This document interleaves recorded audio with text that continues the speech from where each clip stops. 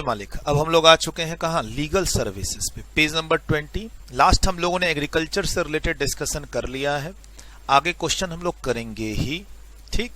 अब हम लोग चलते हैं लीगल सर्विसेज में, एक पेज का है। और मैंने कहा कि मैंने जो एग्जम्पशन नोटिफिकेशन की एंट्री नंबर है वो मेंटेन नहीं कर रखी है, और न उसे एग्जाम के लिए याद करना है। अगर आप लिखना चाहते हो लिख लो, चूंकि लीगल सर्विस इंपॉर्टेंट है, बगल में लिखना चाहो लिख लो। एंट्री नंबर 45 एग्जम्पशन एंट्री, यानी वो जो नोटिफिकेशन मेन इशू हुआ था 1 जुलाई 2017 से इफेक्टिव जो हुआ था, जून में इशू हुआ था, 1 जुलाई 2017 से इफेक्टिव हुआ था। ओरिजिनल नोटिफिकेशन नंबर के अंदर ये किस नंबर पे है, पोजीशन क्या है इस लीगल सर्विसेज की, एंट्री नंबर 45, राइट। प्लस इस बुक में हमारे पास ये 56 नंबर पे है, पिछले एडिशन की बुक में इसका नंबर 78 था, पिछले एडिशन की बुक में इसका नंबर हमारा 78 था। और इस बार कोई लेटेस्ट रिसेंट अमेंडमेंट्स, आप कहेंगे लेटेस्ट लास्ट 6 मंथ्स की अमेंडमेंट्स है, तो नहीं, उसके पहले की अमेंडमेंट्स हैं कि ये जो 10 लाख और 20 लाख की लिमिट का रेफरेंस था, उसकी जगह पर इन्होंने रजिस्ट्रेशन का जो चैप्टर का एग्जम्पशन लिमिट है उसको रेफर कर दिया। सर यहां पर 10 लाख और 20 लाख की लिमिट रेफर्ड थी कि अगर आपका टर्नओवर पिछले साल 10 लाख या 20 लाख नहीं है, उससे कम है, तो लीगल सर्विसेज जो दी जा रही है उन एंटिटीज को वो एग्जम्प्ट होंगी। तो वो 10 और 20 लाख का रेफरेंस हटा के बोला गया कि जिस लिमिट पर रजिस्ट्रेशन एग्जम्प्ट है, यानी 10 लाख तो 10 लाख, 20 लाख तो 20 लाख और 40 लाख तो 40 लाख। सर रजिस्ट्रेशन चैप्टर में एक नई लिमिट आ गई 40 लाख की, और यहां पर 10-20 का रेफरेंस आ रहा था कैटेगरिकली, तो गवर्नमेंट ने लाइन को थोड़ी सी अमेंड कर दी है, एक यहां पर और एक आगे गवर्नमेंट की सर्विसेज में। जो रेफरेंस है 10 और 20 का वो हटा दिया, बोला कि जो रजिस्ट्रेशन से एग्जम्पशन की लिमिट है, अब कुछ जगह 10 है, कुछ जगह 20 है, और कुछ एक्सक्लूसिव जो गुड्स में डील करते हैं उनके लिए कितनी है, 40 रजिस्ट्रेशन चैप्टर के हिसाब से। तो due to that limit, due to the new limit in registration chapter because of exemption up to ₹40 lakh, हमें यहाँ लैंग्वेज को थोड़ा सा ट्विस्ट करना पड़ा इस एरिया में। सर लीगल सर्विसेज को हम पहले पढ़ते हैं कहा, चार्ज ऑफ जीएसटी चैप्टर में, रिवर्स चार्ज में। Sir reverse charge page number 5.7 reverse charge की सर्विसेज में हमने लीगल सर्विसेज पढ़ा, लीगल सर्विसेज और आर्बिट्रल ट्रिब्यूनल की सर्विसेज। और वहां मैंने बताया था कि देखो रिवर्स चार्ज तो लगता है इसमें, लेकिन इसकी जनरली सर्विसेज क्या होती हैं, एग्जम्प्ट होती हैं, और जो एग्जम्प्ट नहीं है उस पर रिवर्स चार्ज है। अल्टीमेटली लॉयर्स को और आर्बिट्रल ट्रिब्यूनल्स को, आर्बिट्रेटर्स को जीएसटी नहीं देना होता, रजिस्ट्रेशन नहीं लेना होता जनरली, एक्सेप्ट सीनियर एडवोकेट। और सीनियर एडवोकेट के केस में भी डिस्प्यूटेड है वो इशू, क्लैरिटी नहीं है, क्लैरिफिकेशन नहीं है, किसी को लगता है नहीं देना, किसी को लगता है देना है, बट बात कर लेंगे एग्जाम्स ओरिएंटेड जो आपको पढ़ना है। सबसे पहले रिवर्स चार्ज में देख लेते हैं क्या पढ़े थे हम लोग। एक तो सर हम लोग जो अभी पढ़ रहे हैं एग्जम्पशन चैप्टर में, उसमें हम लोग आर्बिट्रल ट्रिब्यूनल के बारे में भी पढ़ रहे हैं, और advocate firm of advocate providing legal services के बारे में भी पढ़ रहे हैं, इंक्लूडिंग सीनियर एडवोकेट के बारे में भी पढ़ रहे हैं। इस पेज पे 3 लोग हैं, एक सीनियर एडवोकेट, एक नॉर्मल एडवोकेट और फर्म्स ऑफ एडवोकेट, और एक आर्बिट्रल ट्रिब्यूनल, 3 हिस्से हैं इसमें। चार्ज ऑफ जीएसटी में हम लोगों ने क्या पढ़ा, पहले तो आर्बिट्रल ट्रिब्यूनल छोटा सा पढ़ लेते हैं। कहता है आर्बिट्रल ट्रिब्यूनल अगर किसी बिजनेस एंटिटी को सर्विस दे रहा है तो रिवर्स चार्ज में बिजनेस एंटिटी जीएसटी पे करेगी if it is located in the taxable territory. बोला सर ये अगर टैक्सेबल टेरिटरी में नहीं है तो मतलब इंडिया से बाहर है, इंडिया से बाहर है तब तो हम उसे एक्सपोर्ट कहेंगे, और एक्सपोर्ट में जनरली अगर कंसिडरेशन फॉरेन करेंसी में आता है तो वो तो वैसे ही एग्जम्प्ट है, जीरो रेटेड सप्लाई कहलाएगा। तो सर अभी हम लोग एक्सपोर्ट पार्ट को डील नहीं कर रहे। हाँ, रिवर्स चार्ज के लिए ध्यान रखना है कि हम जो सर्विस बिजनेस एंटिटी को देंगे वो बिजनेस एंटिटी लोकेटेड कहाँ होनी चाहिए, टैक्सेबल टेरिटरी में। अब मैं इसी लाइन को, अभी मैं एडवोकेट में नहीं जा रहा हूं, मैं इसी को अब मैच करने की कोशिश करता हूं अपनी एग्जम्पशन एंट्री से। तो sir arbitral tribunals business entity को सर्विस दे रहा है, और उस एंटिटी का लास्ट ईयर का टर्नओवर 10, 20 या 40 डिपेंड करता है बिजनेस एंटिटी किस गुड्स में है या सर्विस में, एक्सक्लूसिव गुड्स में है नहीं, और स्टेट में कहां पे है। सर अगर बिजनेस एंटिटी का लास्ट ईयर का टर्नओवर, इसकी एप्लीकेबल टर्नओवर जो लिमिट है 10, 20 या 40 वहां तक हो और उससे कम हो, तो फिर ऐसे ही ये एग्जम्प्ट है। और सर एग्जम्प्ट नहीं है तो रिवर्स चार्ज लगेगा, एग्जम्प्ट नहीं है तो रिवर्स चार्ज लगेगा। तो सर एक तो हो गया यहाँ पे आर्बिट्रल ट्रिब्यूनल बिजनेस एंटिटी को सर्विस दे रहा है, बिजनेस एंटिटी लोकेटेड हो टैक्सेबल टेरिटरी में तो रिवर्स चार्ज। मैं कहता हूं एग्जम्प्ट भी हो सकता है, कैसे? तो यहां ये एग्जम्पशन में आर्बिट्रल ट्रिब्यूनल की सर्विस। सर आर्बिट्रल ट्रिब्यूनल अगर सर्विस दे किसी पर्सन को अदर देन बिजनेस एंटिटी, अब बच्चों को लगता है यहां पर क्या अदर देन बिजनेस एंटिटी का मतलब बच्चों को क्या लगता है? कंपनी को छोड़ के। बच्चे ना इसको अक्सर क्या मान लेते हैं, बिजनेस एंटिटी मींस कंपनी। अगर आप इंडिविजुअल है तो आप बिजनेस एंटिटी नहीं, और कंपनी है तो बिजनेस एंटिटी। ये कंफ्यूजन होती है स्टूडेंट्स के बीच में, जो मैंने रिवर्स चार्ज की क्लास में भी एक्सप्लेन किया। बिजनेस एंटिटी में मैं भी आ सकता हूं। सर आप तो सूरज अग्रवाल टैक्स क्लास हो, मैं कहता हूं अगर मैं सिर्फ सूरज अग्रवाल हूं, जो मैं टीचिंग के लाइन में हूं, अगर मैं सिर्फ सूरज अग्रवाल के नाम से, तो भी मैं बिजनेस एंटिटी हूं। एक इंजीनियर मिस्टर ए आर्किटेक्ट, अगर एग्जाम का क्वेश्चन है मिस्टर ए आर्किटेक्ट, तो वो भी बिजनेस एंटिटी है। इस बिजनेस एंटिटी में आप इंडिविजुअल भी आ सकता है, फर्म भी आ सकता है, LLP. The person who is doing business, who is into business, business entity, who is into business, ऐसे समझो। सर तो एग्जम्पशन क्या बोलती है? आप आर्बिट्रल ट्रिब्यूनल सर्विस दे रहा है किसी पर्सन को जो बिजनेस में नहीं है, तो एग्जम्प्ट। सर बिजनेस में है लेकिन उसका टर्नओवर जो है कहां तक है? Such amount in the preceding financial year as it makes is eligible for exemption for registration. अब इस लाइन में आपका 10 लाख भी कवर हो गया, 20 लाख भी कवर हो गया, 40 लाख भी कवर हो गया। If you are in Delhi dealing exclusively in goods, तब तो आपकी लिमिट कितनी है? 40 लाख। तो ये एक अमेंडमेंट की गई है आज से, आप लिख लीजिए अमेंडमेंट इफेक्टिव कब से है इसमें, ये अमेंडमेंट इफेक्टिव कब से है, ये डेट 1 अक्टूबर 2019 लिख लीजिए आप, 1 अक्टूबर 2019। हालांकि मेरे पास वो डेट नहीं लिखी हुई है, I will check and I will confirm, right. 1 October, हालांकि जितनी भी अमेंडमेंट्स पिछले बार आई थी ना, वो सब 1 अक्टूबर 2019 से ही इफेक्टिव थी। तो you can always write 1 October 2000। Date matter नहीं करता है एग्जामिनेशन में, अगर कोई इस साल की अमेंडमेंट है ना तो मैटर करता है, अदरवाइज नहीं मैटर करता। आप लिख लीजिए 1 अक्टूबर 2019, ठीक। ये जो चीज इससे रिप्लेस हुई वो कब से? 1 अक्टूबर 2019 से। अगेन यहां भी चीज रिप्लेस हुई है और नीचे भी चीज रिप्लेस हुई है। सर आर्बिट्रल ट्रिब्यूनल सर्विस दे रहा है, 4 कैटेगरी बनाते हैं। एक other than business entity, exempt. दूसरा बिजनेस एंटिटी जिसका टर्नओवर पिछले साल मात्र 5 लाख रुपए है, ठीक, एग्जम्प्ट। तीसरा गवर्नमेंट को सर्विसेज दे रही है, एग्जम्प्ट। अब हुआ बिजनेस एंटिटी जो रजिस्टर्ड है, जिसका टर्नओवर पिछले साल 50 लाख था, तो टैक्सेबल भी होगा और रिवर्स चार्ज भी लगेगा, ये ध्यान रखना है। और सर आर्बिट्रल ट्रिब्यूनल में आर्बिट्रेटर्स आते हैं और टीम ऑफ आर्बिट्रेटर्स, इसमें एक सिंगल पर्सन भी हो सकता है आर्बिट्रेशन प्रोसेस में, और 3 लोगों का पैनल भी हो सकता है, 5 लोगों का पैनल, मतलब एक से अधिक लोगों का पैनल भी हो सकता है। कोर्ट के जैसे ही ये प्रोसीडिंग्स लेते हैं, लेकिन पर्सनल लेवल पे 2 पार्टी जिसमें डिस्प्यूट है उसको नेगोशिएट करके फाइनलाइज करने की कोशिश करते हैं, कोर्ट की ही तरह। आर्बिट्रेशन इज समथिंग डिस्प्यूट को आपस में मिलजुल के एक तीसरे पार्टी को बुलाते हैं, दोनों पक्ष सुनेंगे और आर्बिट्रेशन करने की कोशिश करेंगे, और वो दोनों उसके डिसीजन को मानेंगे, राइट। तो आर्बिट्रेटर्स होते हैं जो बेसिकली दोनों पक्षों को सुनते हैं और दोनों के बीच में सुलह करवाने की कोशिश करते हैं। जनरली कोर्ट में जाने का मतलब है, पहले भी बता रखा है रिवर्स चार्ज में, कोर्ट में जाने का मतलब है वो पब्लिक में आना डिस्प्यूट, और उसमें गुडविल भी इफेक्ट करती है बिजनेसमैन की, ठीक है। सर अब बेस्ट एग्जांपल अगर एग्जाम के बारे में सोचना चाहते हैं तो 2 भाइयों का प्रॉपर्टी से रिलेटेड डिस्प्यूट है, और वो आर्बिट्रेटर के पास गए हैं, आर्बिट्रल ट्रिब्यूनल में गए हैं अपने डिस्प्यूट को सुलझाने, और वहां 1,00,000-2 लाख की फीस जमा की है, जीएसटी नहीं लगेगा। क्यों? क्योंकि सर दोनों ही any person other than business entity है। तो चलिए इसको हम कैटेगराइज करते हैं।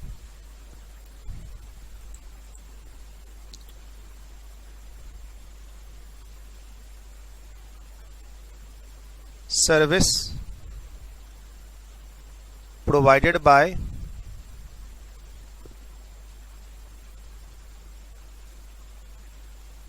Arbitral tribunal. 2 किसको दे रहे हैं service? Sir mister A brother, brother brother के बीच में डिस्प्यूट हो गया था। मिस्टर ए भाई, फैमिली डिस्प्यूट, इतना हिंट काफी है। मतलब not a business entity, not a business entity. Sir Ambani की फैमिली में प्रॉपर्टी का डिस्प्यूट ना हो, भगवान करे, लेकिन पहले तो हो ही रखा अनिल अंबानी मुकेश अंबानी में। तो फैमिली डिस्प्यूट में ट्रिब्यूनल के पास सर्विस लेने गए, एग्जम्प्ट हो जाएगा। एग्जम्प्ट हो जाएगा तो रिवर्स चार्ज कैसा? दूसरा, ट्रिब्यूनल की सर्विसेज किसको दी गई? स्टेट गवर्नमेंट को दी गई।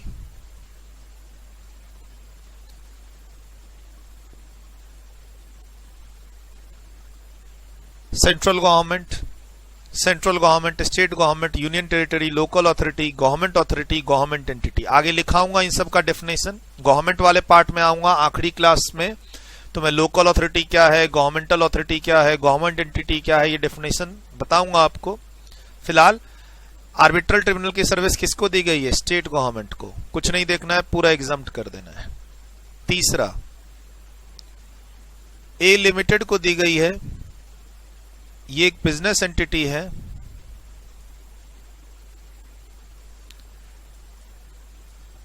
लास्ट ईयर इसका एग्रीगेट टर्नओवर मात्र 8 लाख रुपए है। रजिस्ट्रेशन की लिमिट 10 से स्टार्ट होती है ना, 10, 20 और 40। स्टेट का नाम जानने की जरूरत नहीं है, हम इसे एग्जम्प्ट कर देंगे। सर आर्बिट्रल ट्रिब्यूनल की सर्विस कौन लेने गया है? B limited, business entity.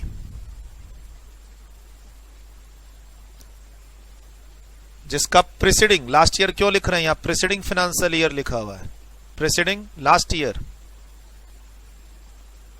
Aggregate turnover 50 lakh, तो एक तरह से ये रजिस्टर्ड है। सर क्या हो जाएगा? Taxable as well as reverse charge. Sir generally क्या ध्यान रखिएगा, ट्रिब्यूनल की सर्विसेज, लॉयर की सर्विसेज क्या तो एग्जम्प्ट होंगी, और टैक्सेबल हुई तो रिवर्स चार्ज में business entity located in a taxable territory. ये कहां लोकेटेड है? Located in taxable territory. TT taxable territory, RC तो शुरू से ही चल रहा है रिवर्स चार्ज। ठीक, लिखिए इसे।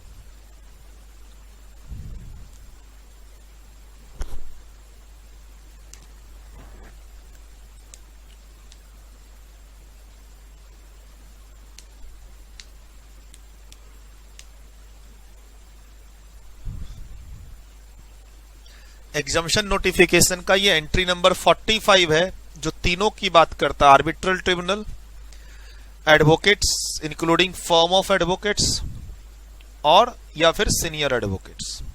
और ऐसी कैटेगरी बनाएंगे हम लोग, 3 से 4 कैटेगरी बनाने की कोशिश करेंगे। अगले में एक्चुअली में 5 बनेंगी। एडवोकेट के केस में 5 बनेगी, सीनियर एडवोकेट के केस में वापस 4 बनेंगी। बट हाँ, काफी सारी चीजें एग्जम्प्ट हैं, और जो एग्जम्प्ट नहीं है वहां रिवर्स चार्ज है। खाली सीनियर एडवोकेट के केस में एक जगह फॉरवर्ड चार्ज है, जहां पर सीनियर एडवोकेट को लीगली रजिस्ट्रेशन लेके जीएसटी पे करना पड़ेगा। हालांकि उसमें क्लैरिटी नहीं है, डिस्प्यूट चल रहा है गवर्नमेंट से। लोग अभी तक टिल डेट एक्सप्लेनेशन आने की उम्मीद रखे हुए हैं। जीएसटी 1 जुलाई 2017 से ही आ रखा है ही ऐसा जीएसटी। मजा आता है लोगों को डिस्प्यूट रखने में। चलिए सर, इसको आप लिख लीजिए, नहीं तो वीडियो रोक के लिख लीजिए। मैं नेक्स्ट स्लाइड में जा रहा हूं। तो सर आर्बिट्रल ट्रिब्यूनल को मैंने कनेक्ट कर दिया। अब मैं जा रहा हूं लीगल सर्विसेज पे।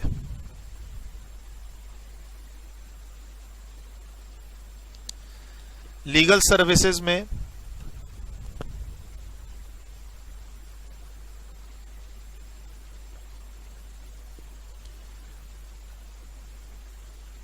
एडवोकेट्स की बात हो रही है, सीनियर एडवोकेट्स की बात हो रही है, और firm of advocates, law firm जिसको बोलते हैं, इसको बेसिकली हम लोग क्या बोलते हैं? लॉ फर्म की बात हो रही है। ये सर्विसेज किसको देते हैं? बिजनेस एंटिटी को, जो कि कौन है? थोड़ा सा हम लोग रिवर्स चार्ज के चैप्टर में जाएं, पेज नंबर 5.8 में, volume 1 charge of GST reverse charge volume 1 में अगर हम लीगल सर्विस के डेफिनेशन में देखिए, service supplied by individual advocate, तो हमने लिख दिया एडवोकेट, और उसी में कैटेगरी है सीनियर एडवोकेट की। Individual advocate including a senior advocate.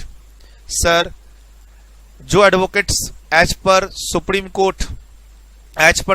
Court वो कैटेगराइज कर चुके हैं अपने एक्सपीरियंस और नॉलेज के बेसिस पर सीनियर एडवोकेट की कैटेगरी में, तो वो सारे सीनियर एडवोकेट हैं। बाकी जो बच गए वो कौन है? एडवोकेट। सीनियर जूनियर, अगर ये सीनियर तो कोई जूनियर ऐसा नहीं है, सारे एडवोकेट्स हैं। खाली सीनियर एडवोकेट्स को नॉलेज के बेसिस पर सुप्रीम कोर्ट रिकॉग्नाइज कर देती है कि you are a senior advocate in the Bar Council of India. तो जो बच गए वो एक नॉर्मल एडवोकेट रह गए। अगर मैं एक नॉर्मल वर्ड कहता हूं एडवोकेट, तो advocate includes senior advocate also, ये ध्यान रखिएगा, advocate includes senior advocate also. तो सर एक कैटेगरी है इंडिविजुअल एडवोकेट, दूसरा कैटेगरी है सीनियर एडवोकेट, तीसरी कैटेगरी है फर्म और LLP of advocates. Firm of, basically firm includes LLP, तो फर्म ऑफ एडवोकेट्स यानी लॉ फर्म, एलएलपी फॉर्म में भी हो सकती है। सर्विसेज कौन सी दे रही है? Legal services. डायरेक्टली और इनडायरेक्टली को बॉक्स में डाल दीजिए। बोला सर ये और इनडायरेक्टली का मतलब क्या है? कभी कभी क्या होता है हम लॉ फर्म को अपॉइंट करते हैं। सर मेरा कोई बिजनेस में डिस्प्यूट चला गया, मेरा बिजनेस में कोई डिस्प्यूट हो गया पार्टी के साथ, मैंने लॉ फर्म को अपॉइंट किया कि मेरा ये डिस्प्यूट है, हाई कोर्ट में देख लीजिए। मैटर बहुत लंबा चौड़ा था, लॉ फर्म ने पीछे एक सीनियर काउंसिल यानी सीनियर एडवोकेट को ले लिया। मैंने लॉ फर्म को काम दिया, लॉ फर्म ने पीछे एक सीनियर एडवोकेट को मेरे लिए अपॉइंट कर दिया, और अब सीनियर एडवोकेट मेरा केस कोर्ट में रिप्रेजेंट करेगा, तो वो क्या कर रहा है? डायरेक्टली या इनडायरेक्टली? इनडायरेक्टली बिजनेस एंटिटी को सर्विस दे रहा है। सर मेरा काम लॉ फर्म करे या लॉ फर्म के पीछे का सीनियर एडवोकेट करे, अल्टीमेटली रिवर्स चार्ज में मुझे ही जीएसटी देना है। ये बात रिवर्स चार्ज की क्लास में मैं बता चुका हूं। Business entity located in taxable territory service ले रही है लॉ फर्म से या फिर उसके पीछे के एडवोकेट से, डायरेक्टली और इनडायरेक्टली वर्ड। इनडायरेक्टली वर्ड डाला ही इसलिए गया है क्योंकि जनरली लॉ फर्म ना पीछे लॉयर्स को अपॉइंट करती है। लॉयर्स ना इंडिपेंडेंट रहते हैं और लॉ फर्म के पास केस आता है, केस क्रिमिनल है, इनकम टैक्स वाला है, जीएसटी वाला है, कैसा केस है क्लाइंट का, उसके बेसिस पर पीछे से ना सीनियर एडवोकेट अपॉइंट्स होते हैं। लॉ फर्म में एम्प्लॉय का चक्कर नहीं होता है। For example I am a chartered accountant, या मेरे स्टूडेंट जो सीए और सीएमए हैं, वो करने के बाद अगर जाएंगे कहीं पे ऑर्गेनाइजेशन में काम करेंगे तो एम्प्लॉय बन के काम करेंगे जनरली। लेकिन लॉयर में एलएलबी करने के बाद, लॉ क्लियर करने के बाद जब आप बार काउंसिल में प्रैक्टिसिंग सर्टिफिकेट लेते हैं और लॉयर बनते हैं, तो जनरली ये लॉयर ना लॉ फर्म में एसोसिएट तो होते हैं लेकिन एज अ कंसल्टेंट एसोसिएट होते हैं, नॉट एज अ एम्प्लॉय। मैंने लॉ फर्म को अपॉइंट किया, लॉ फर्म में कुछ ही एम्प्लॉय होते हैं, बाकी सब कंसल्टेंट के पोजीशन पे काम करते हैं। अच्छा, उनको सुबह रिपोर्टिंग करनी पड़ती है 9 o'clock। जैसे मेरे एक फ्रेंड है, he is a CA as well as LLB lawyer, and he is not doing any practice for CA, but उसने एलएलबी में बार काउंसिल में अपने आप को रजिस्टर्ड करवा रखा है, and he is a practising lawyer, but he is working with law firm. सुबह में 9:30 जाता है, इवनिंग में वो 6:30, 7 o'clock, 8 o'clock निकलता है, behave like a employee, but he is not actually on the payroll. Law firm का पता कर लीजिएगा, डिस्कशन किसी से भी हो, लॉ फर्म में जनरली जो लॉयर्स हैं वो एक एम्प्लॉय की तरह ही रिपोर्ट करते हैं, सुबह आते हैं शाम में जाते हैं, लेकिन they are not on the payroll. वो वहां पर एज अ कंसल्टेंट बिलिंग करते हैं। जैसे मान लो मैं लॉ फर्म में मैं एलएलबी क्लियर कर लूं, बार काउंसिल ऑफ इंडिया में अपने आप को रजिस्टर्ड करवा के मैं बन जाऊं क्या लॉयर तो हुई, एलएलबी क्लियर कर लिया, मैं एडवोकेट बन गया। अब मैं लॉ फर्म में ज्वाइन करता हूं। सर कहने को तो मैंने लॉ फर्म में नौकरी कर रहा हूं मैं 60,000 रुपए में, लेकिन जब महीना खत्म होगा तो मुझे बिलिंग करनी पड़ेगी 60,000 रुपए की। ऐसा लॉ फर्म का जनरली अंडरस्टैंडिंग है। ठीक है।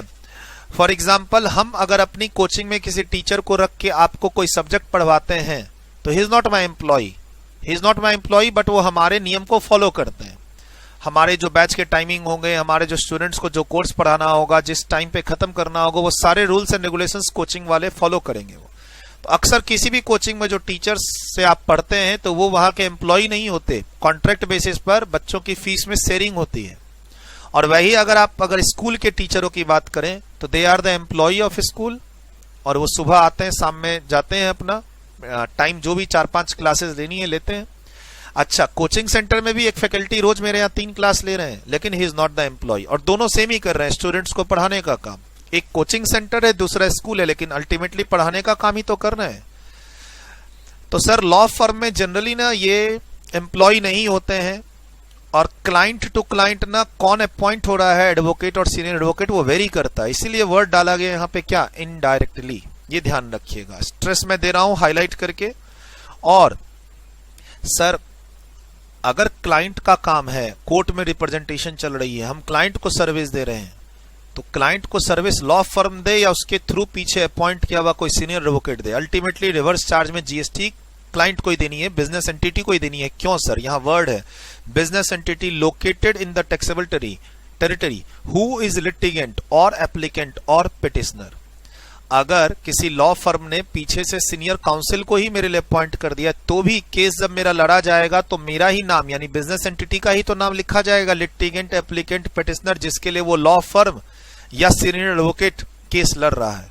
तो अल्टीमेटली रिवर्स चार्ज में बिजनेस एंटिटी को ही जीएसटी देनी है, if it is not exempt.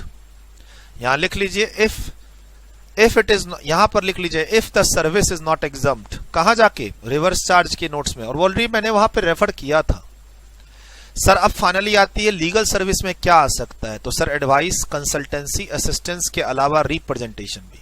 जब हम लॉयर की बात करते हैं ना, कोर्ट ख्याल आता है। सर जरूरी नहीं कि लिटिगेशन का ही केस हो और कोर्ट में रिप्रेजेंटेशन करना हो। सर मुझे कोचिंग सेंटर खोलना है और मुझे लगता है कि मेरा कॉम्पिटिटर से कहीं डिस्प्यूट ना हो जाए, मैं एडवाइस लेना चाहता हूं लॉ फर्म से कि मैं ऐसा काम कर ले सकता हूं कि नहीं कर सकता हूं। मैं लीगल एडवाइस लेने गया, क्या वो तब भी लीगल सर्विस कहलाएगी? कहीं कोर्ट वोट का चक्कर नहीं है। मेरे बिजनेस में कहीं मेरे से पार्टनर से मेरा डिस्प्यूट ना हो जाए, हम एक एग्रीमेंट इंटर कर रहे थे, उस एग्रीमेंट पर एडवाइस लेने गया था, क्या जा सकता हूं? लीगल सर्विस कहलाएगी? हाँ कहलाएगी। एडवाइस, कंसल्टेंसी और assistance in any branch of law, criminal और या फिर जो भी ब्रांच ऑफ लॉ है, आप इसके लॉ का कोई भी मैटर ऐसे समझो। 3 पॉइंट है, अंडरलाइन 1, 2, 3 कर देना, एडवाइस, कंसल्टेंसी और असिस्टेंस, और इंक्लूडिंग, ये चौथा पॉइंट हो गया, इंक्लूडिंग रिप्रेजेंटेशन सर्विसेज। ये रिप्रेजेंटेशन सर्विसेज कोर्ट, ट्रिब्यूनल और अथॉरिटी के सामने होती है, ठीक। और रिप्रेजेंट करेंगे क्लाइंट को रिप्रेजेंट करे फर्म या सीनियर एडवोकेट या एडवोकेट। अल्टीमेटली जीएसटी किसको भरना है? रिवर्स चार्ज में बिजनेस एंटिटी को, if it is not exempt. ये ध्यान रखना है। अब सर एग्जम्प्ट कब होगा? तो सर लीगल सर्विसेज दी जा रही हैं कौन कौन सी? तो एक हो गई एडवाइस, दूसरी हो गई कंसल्टेंसी, तीसरी हो गई असिस्टेंस।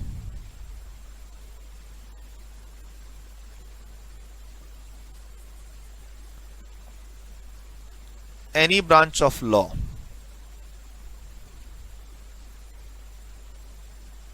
ठीक, एंड इंक्लूड्स क्या? Representational services.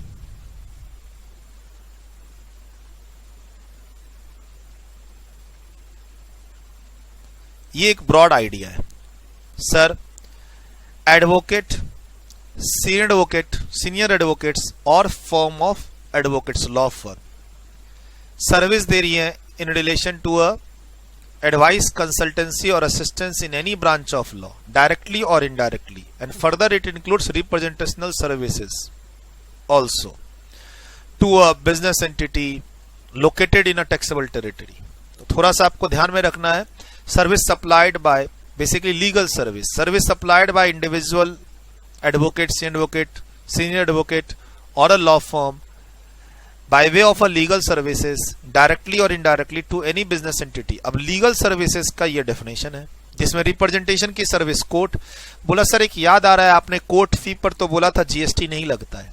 सर वो एक्चुअली में हमने पढ़ा था शेड्यूल 3 सप्लाई चैप्टर में, कोर्ट फी और ट्रिब्यूनल फी पर जीएसटी नहीं है। सर हम यहाँ कोर्ट फी की बात नहीं कर रहे, आपका केस कोर्ट में लगा है और कोर्ट वाले ने बोला है 20,000 रुपए जमा करो, वो तो शेड्यूल 3 में नॉट टैक्सेबल है। यहां हम लॉयर की फीस की बात कर रहे हैं। लॉयर जो हमारा केस लड़ेगा और वो हम पर जो बिल रेज करेगा, एग्जम्प्ट है या जीएसटी लगेगा और रिवर्स चार्ज लगेगा या नहीं लगेगा, लॉयर की फीस, लॉ फर्म की फीस की बात कर रहे हैं। कोर्ट फी, ट्रिब्यूनल फी, कोर्ट की जो फी हम लोग डिपॉजिट करते हैं ताकि हमारे केस की सुनवाई हो सके, वो तो पहले ही शेड्यूल 3 से बाहर है, ये ध्यान रखिएगा।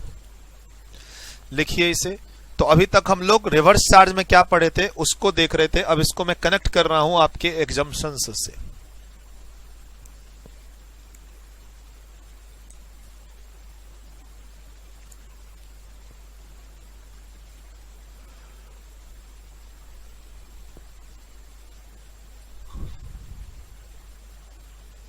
लोकेटेड इन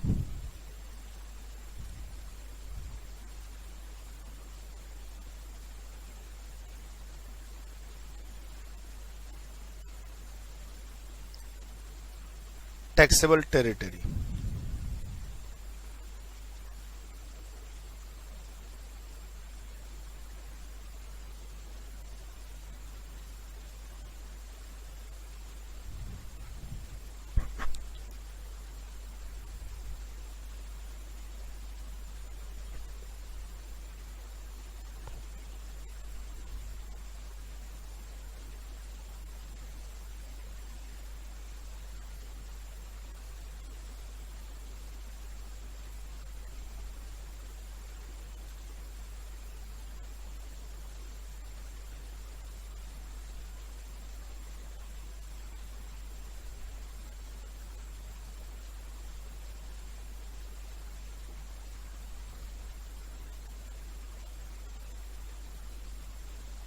चलिए अब इसको कनेक्ट कर रहा हूं किससे, एग्जम्पशन से। अब यहां पर देखो सर, रिवर्स चार्ज में तो सबको एक साथ रखा गया, रिवर्स चार्ज में सबको एक साथ रखा गया। In reverse charge all are at same line. Reverse charge में हमने तीनों को एक साथ रखा, in reverse charge all are at same line. लेकिन जब एग्जम्पशन की बात आई तो हमने यहां से सीनियर एडवोकेट को बाहर निकाल के इस लाइन में रख दिया। ज्यादा फर्क नहीं है, ज्यादा फर्क नहीं है। अगर आप कंपेयर करोगे तो खाली एक एंट्री मिसिंग है। जब हम कहते हैं कि फर्म को एडवोकेट को सर्विस दे तो वो एग्जम्प्ट होगी। फर्म को एडवोकेट फर्म को फर्म एडवोकेट को दे तो वो एग्जम्प्ट होगी। उसमें सीनियर एडवोकेट को बाहर निकाल दिया, वो भी इस लाइन से सर्विस प्रोवाइडर में निकाल दिया बाहर। ये जो लाइन है ना, ये पहला रोमन नंबर, वो नीचे में नहीं है। तो बताता हूं इसको कैसे अब एनालाइज करेंगे। पहले तो हम एडवोकेट का एग्जांपल ले रहे हैं या लॉ फर्म का। अच्छा, लॉ फर्म में कौन कौन है पार्टनर्स, उसमें कोई फर्क नहीं पड़ता वो सीनियर एडवोकेट है या नहीं है। लेकिन अगर इंडिविजुअल एडवोकेट की बात करें तो वो सीनियर एडवोकेट ना हो। अब अगर हम बी का डिस्कशन कर रहे हैं तो चलो पहले बी का ही डिस्कशन कर लेते हैं। क्या कहता है? अच्छा, काफी चीजें ऊपर से रिपीट हो रही है, तीनों चीज नीचे ऊपर से रिपीट हो रही हैं, ठीक है। जो ऊपर में 3 बातें थी, गवर्नमेंट को देंगे तो exempt, any person other than business entity, भाइयों के जो डिस्प्यूट होते हैं, घर परिवार के झगड़े, नॉन बिजनेस रिलेटेड एग्जम्प्ट, और टर्नओवर मेरा एग्जम्पशन लिमिट के अंदर हो तो एग्जम्प्ट। एक नई एंट्री है खाली यहां पर, क्या? आप पार्टनर से फॉर्म ऑफ एडवोकेट्स और an individual advocate who is not a senior advocate legal services दे रहा है दूसरे एडवोकेट को, फर्म ऑफ एडवोकेट को, एग्जम्प्ट। या फिर any person not a business entity exempt, turnover base पे एग्जम्प्ट, गवर्नमेंट एग्जम्प्ट। तो अपने को खाली मेनली ये समझना है। अच्छा, ऐसी लाइन ऊपर में नहीं थी, यानी एक आर्बिट्रल ट्रिब्यूनल दूसरे आर्बिट्रल ट्रिब्यूनल को सर्विस दे तो वो एग्जम्प्ट नहीं होगा। आप ऐसा ऊपर लिख सकते हैं। ऊपर पहले आप लिख लीजिए, क्या ऊपर में लिख लीजिए note, service provided by an arbitral tribunal to, हालांकि ऐसा होता नहीं है कि कोई आर्बिट्रल ट्रिब्यूनल एक दूसरे को सर्विस दे, बट स्टिल आपके मन में आ सकता है। एग्जाम में तो नहीं आएगा, this line is not for exam, ना आपको एग्जाम में अपने मन से लिखना है। मन में आपके एक सवाल आ जाए कि सर नीचे लॉयर को सर्विस दे रहा है और ऊपर ट्रिब्यूनल को दे, तो सर ट्रिब्यूनल को देगा क्यों? अगर दे रहा है तो एग्जाम्प्ट नहीं करेंगे। Service provided by an arbitral tribunal to another arbitral tribunal is not exempt. लिख लीजिए।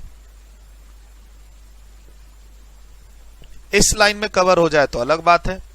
Sir arbitral tribunal business entity है, उसका टर्नओवर 20 लाख से कम है, तो वो अलग बात है। बट जनरली आपको ये ध्यान रखना है, arbitral tribunal to arbitral tribunal की कोई एग्जाम्पशन डायरेक्ट ऊपर में कवर नहीं है 3 पॉइंट्स में।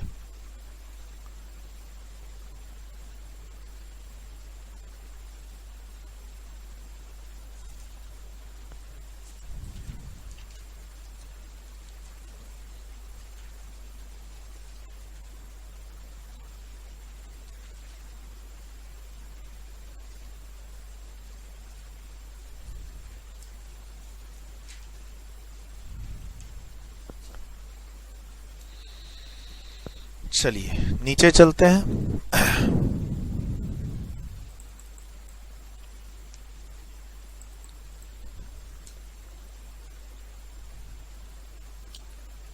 मिस्टर ए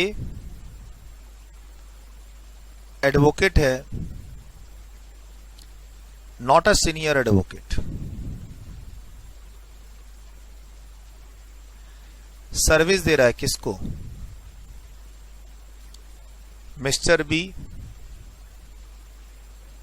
एडवोकेट को। लिख लीजिए साथ में, मिस्टर सी सीनियर एडवोकेट को। सर ध्यान रखिएगा, मैं फिर से यहां बता दो, एग्जांपल लिख रहा हूं। यहां पर बोला है advocate other than senior advocate, यहां पर नहीं बोला है। सर्विस प्रोवाइडर कौन होना चाहिए? बी नंबर में आने के लिए प्रोवाइडर कौन होना चाहिए? सीनियर एडवोकेट नहीं होना चाहिए। लेकिन हम जब देंगे सर्विस तो सामने वाला एडवोकेट सीनियर भी हो सकता है, नॉर्मल भी हो सकता है। तो ये एग्जांपल बड़ा मजेदार है ये वाला। लॉ फर्म से रजिस्टर्ड है, जीएसटी में रजिस्टर्ड है, तो भी कोई फर्क नहीं पड़ता। मिस्टर डी एक स्टूडेंट है जो कोचिंग के खिलाफ आवाज उठा के केस फाइल करना चाहता है, और या फिर फैमिली डिस्प्यूट में लॉयर को अपॉइंट करना चाहता है। कोचिंग के साथ डिस्प्यूट हो गया तो कोचिंग वाला बिजनेस में है, स्टूडेंट थोड़ी ना बिजनेस में है। सर कोचिंग और स्टूडेंट वाले का आपस में डिस्प्यूट हो जाए, कोचिंग वाला लॉयर को हायर करेगा तो वो हो गया service to a business entity. जब स्टूडेंट लॉयर को हायर करेगा तब वो हुआ service to a person other than business entity. भाइयों का झगड़ा, कस्टमर का दुकानदार से झगड़ा हो गया, वहां कस्टमर ने लॉयर अपॉइंट कर दिया, तो ये कौन कैटेगरी हो गई? A person other than business entity. और या फिर A limited aggregate turnover last year में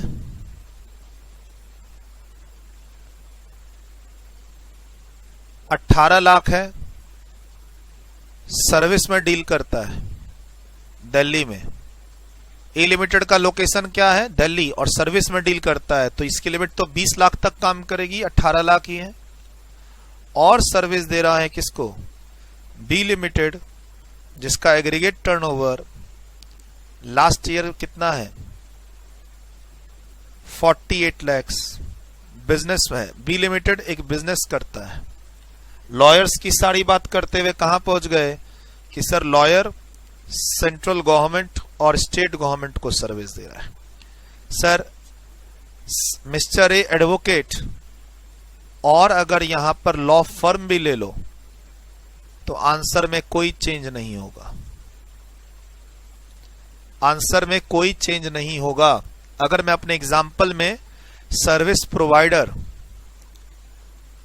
सप्लायर जिसको बोलते हैं हम लोग, सप्लायर में मैं ले लूं एडवोकेट जो सीनियर एडवोकेट नहीं है, और या फिर ले लूं लॉ फर्म और इतने सारे केसेस बना दूं, और ये हम पॉइंट बी डिस्कस कर रहे हैं पेज नंबर 20 पे। और ऐसे ही सीनियर एडवोकेट का भी एग्जांपल ले सकते हैं, लेकिन सीनियर एडवोकेट में पहली लाइन मिसिंग है, तो ये 3 एग्जाम्पल में क्या हो जाएगा, रिवर्स नॉट एग्जम्प्ट हो जाएगा। अगर मैं सीनियर एडवोकेट का एग्जाम्पल लूं तो पहली 3 लाइन में नीचे के पॉइंट में हो जाएगा नॉट एग्जम्प्ट। अभी फिलहाल आप खुद एनालिसिस करो, पढ़ के क्या आंसर होना चाहिए, लिख भी लो और आप इसको दोबारा पढ़ो यहां से लेकर यहां तक, और देखो खुद ही आप अपने मन से कि क्या आंसर होना चाहिए। लिख लीजिए। एक लास्ट पॉइंट और है इसमें छोटा सा, गवर्नमेंट लास्ट में कौन है, government. Mister A an advocate और नॉट अ सीनियर एडवोकेट, इतनी सारी सर्विसेज दे रहा है। सर जिसके सामने एग्जम्प्ट लिखना है एग्जम्प्ट लिख दो, और अगर कहीं पे टैक्सेबल लिख रहे हो तो देख लेना रिवर्स चार्ज लगेगा या नहीं। सर्विस लीगल सर्विसेज दी जा रही हैं, सर्विसेज लीगल सर्विस दी जा रही हैं।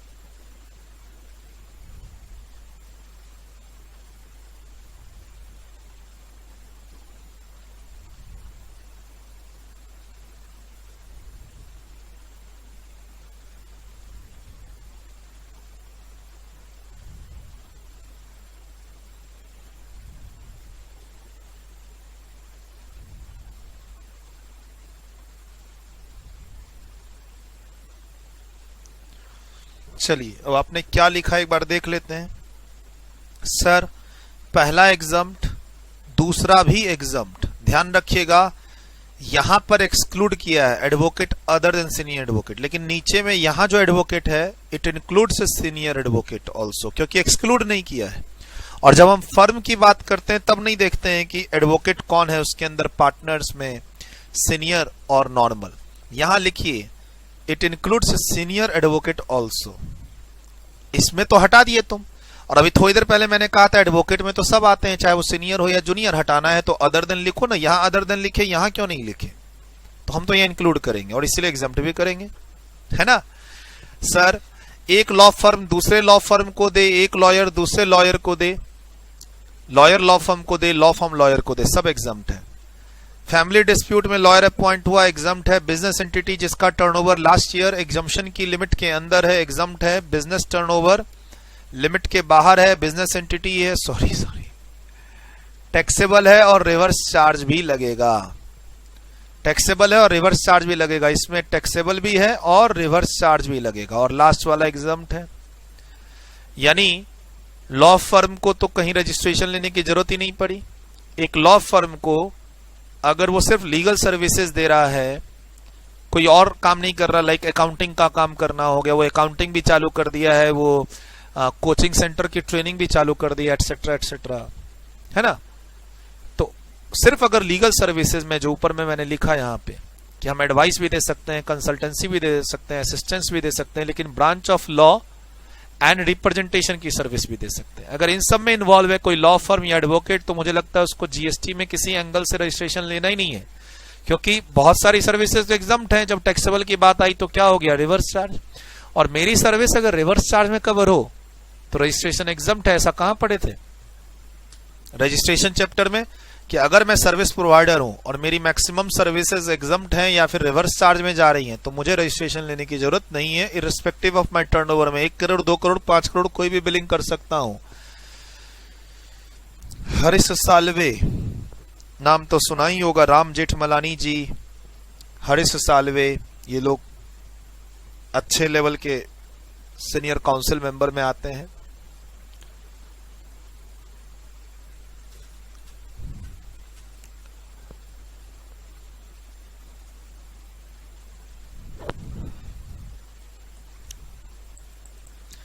सर सीनियर एडवोकेट में खाली एक जगह बस है कि अगर सीनियर एडवोकेट सर्विस दे रहा है किसे, एडवोकेट को, लॉ फर्म को, नॉट एग्जम्प्ट,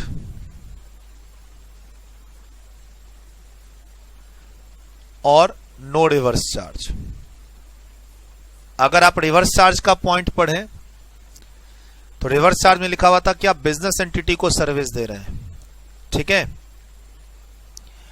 हालांकि मैं इस पॉइंट से कन्विंस नहीं हूं पर्सनली, आप, क्योंकि सर ये भी तो बिजनेस एंटिटी ही मान सकते हैं इनको, तो रिवर्स चार्ज का तो पॉइंट हटा दीजिए। डायरेक्ट अगर मैं कहूं तो खाली इतना ही लिखिए कि ये लाइन मिसिंग है। सीनियर एडवोकेट अगर सर्विसेज दे रहा है लीगल वाली, तो ऐसी एक लाइन जो है वो नीचे नहीं है, यानी आप ब्लाइंड एग्जम्प्ट नहीं कर सकते हैं। हाँ, अगर वो लॉ फर्म और लॉयर बोले कि मैं तो बिजनेस एंटिटी और मेरा टर्नओवर अभी 20 लाख और उससे कम है, तो ऑब्वियसली मैं इस पॉइंट में करेक्शन भी कर लीजिएगा। 1 के बाद यहाँ 2, 2 के बाद यहाँ 3 करेक्शन कर लीजिएगा प्लीज नंबर का।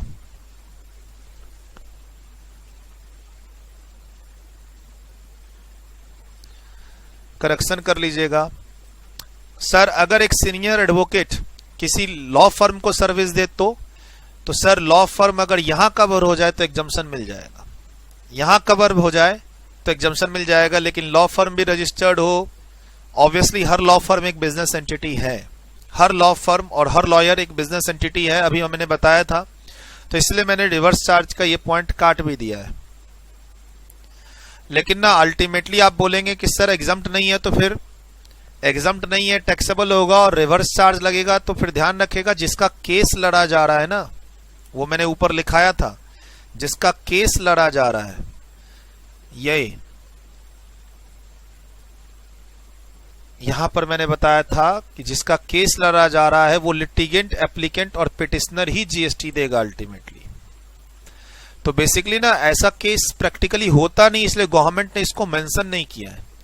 एक सीनियर एडवोकेट जब एडवोकेट या लॉ फर्म को सर्विस देता है तो आगे में ना क्लाइंट इन्वॉल्व होता है, कौन, एक्चुअल में बिजनेस एंटिटी से ए लिमिटेड, और ये सर्विस कहीं ना कहीं क्या कहलाती है, इनडायरेक्ट सर्विस। और हम रिवर्स चार्ज में जीएसटी किससे दिलवाते हैं, ए लिमिटेड से ही दिलवाते हैं, ठीक है। सर अगर कोई इंटरनल डिस्कशन है जिसमें क्लाइंट रिप्रेजेंटेशन की सर्विस ना हो तो हाँ, तब मान सकता हूं। से फिर मैं एक एग्जांपल आपके लिए बनाता हूं, not a representation service, not a representation service and इसका एग्रीगेट टर्नओवर 50 लाख है। अब बोलो सर, एक सीनियर एडवोकेट या लॉ फर्म को सर्विस दे रहा है जो एंटिटी रजिस्टर्ड है, जिसका एग्रीगेट टर्नओवर 50 लाख है, और ये रिप्रेजेंटेटिव सर्विस नहीं है, ये एडवाइस है, लीगल एडवाइस दे रहा हूं, तो सर एग्जम्प्ट भी नहीं हुआ और रिवर्स चार्ज भी नहीं हुआ, तो फिर फॉरवर्ड चार्ज तो लगेगा, यानी सीनियर एडवोकेट को रजिस्ट्रेशन लेके जीएसटी तो देना होगा। ये इसी चीज में क्लैरिटी नहीं है आज के दिन। अदरवाइज प्लेन इसको रखते हैं, अगर हम डिस्प्यूट में नहीं जाते हैं, प्लेन रखते हैं, तो सीनियर एडवोकेट वही स्टूडेंट हायर करता है सीनियर एडवोकेट को, या family dispute, business entity turnover से कम वाली, और गवर्नमेंट क्या है, एग्जम्प्ट। तो सर टैक्सेबल कब है, सीनियर एडवोकेट जब एक बहुत बड़ी कंपनी टाटा बिरला अंबानी या फिर एक ऐसी कंपनी जिसका टर्नओवर 50-100 लाख है उसको सर्विसेज दे, तो फिर रिवर्स चार्ज में जीएसटी उस कंपनी को देना होगा। एक एक्सेप्शनल सिचुएशन है जो मैंने यहां डिस्कस किया कि sir senior advocate law firm को नॉर्मल कंसल्टेंसी दे रहा है, क्लाइंट से इसका कोई लेना देना नहीं, एक एडवाइस। सर रिप्रेजेंटेशन सर्विस दूंगा, क्लाइंट रिप्रेजेंट करूंगा, तब मैं इसमें जाके फंसूंगा इस वर्ड में। The business entity located in taxable territory who is litigant, applicant और पिटिशनर। ये सिचुएशन कब आती है? जब रिप्रेजेंटेशन का मैटर होता है कोर्ट में। तो सर मैं तो कह रहा हूं रिप्रेजेंटेशन का मैटर नहीं है, सिंपल सीनियर एडवोकेट एक कंसल्टेंसी दे रहा है एडवोकेट लॉ फर्म को, तो ये रिप्रेजेंटेशन सर्विस भी नहीं हुई और ये एग्जम्प्ट भी नहीं हुई, क्योंकि सर लॉ फर्म एक बिजनेस एंटिटी है जिसका लास्ट ईयर टर्नओवर 50 लाख है। रिवर्स चार्ज भी नहीं लगेगा क्योंकि इसमें बिजनेस एंटिटी का हम कोई लिटिगेशन वगैरह सब डिस्कस यहां पर कर नहीं रहे। तो फिलहाल ना क्लैरिटी नहीं है और इंस्टीट्यूट पूछता भी नहीं है, जस्ट फॉर एक डिस्कशन किया है, नॉट फॉर एग्जाम्स, ऐसे समझिए। इस पर कोई सवाल कहीं पे भी नहीं पूछता है सर, जितना पूछता है उतना लिखा दिया है। अगर सीनियर एडवोकेट का क्वेश्चन पूछेगा भी ना तो सीनियर एडवोकेट एक ए लिमिटेड को सर्विस दे रहा है, गवर्नमेंट को सर्विस दे रहा है, ऐसा पूछेगा। ये 3-4 जगह दे रहा है, सीनियर एडवोकेट स्टूडेंट और family dispute, senior advocate A limited, senior advocate B limited, senior advocate government, बस इतना ही पूछता है। इंस्टीट्यूट को भी पता है कि किसी चीज में डिस्प्यूट है तो हम वो ना पूछें, और इस एरिया में डिस्प्यूट है, ये ध्यान रखिएगा। डिस्कशन मैंने कर दिया बट डिस्प्यूट है, क्लैरिटी नहीं है।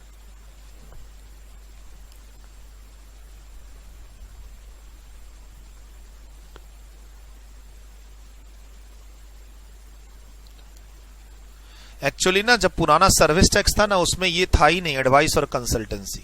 पुराना सर्विस टैक्स में खाली रिप्रेजेंटेशन सर्विस को एग्जम्प्ट किया गया था, अब इन्होंने मिक्स कर दिया एडवाइस कंसल्टेंसी भी, तो थोड़ा सा उस बोल के डिस्प्यूट हो गया कि सीनियर एडवोकेट जब नॉर्मल लीगल कंसल्टेंसी देगा एडवोकेट और लॉ फर्म को और बिल रेज करेगा तो फिर यहां पर ना तो रिवर्स चार्ज लगेगा और ना ही एग्जम्प्ट होगा, तो सीनियर एडवोकेट को जीएसटी का रजिस्ट्रेशन लेके 18% जीएसटी पर जीएसटी देना पड़ेगा।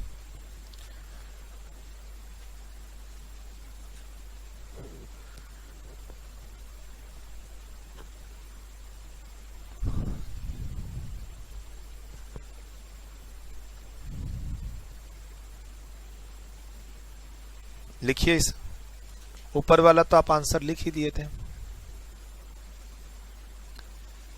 लिखिए, लिखना चाहते हैं लिख लीजिए।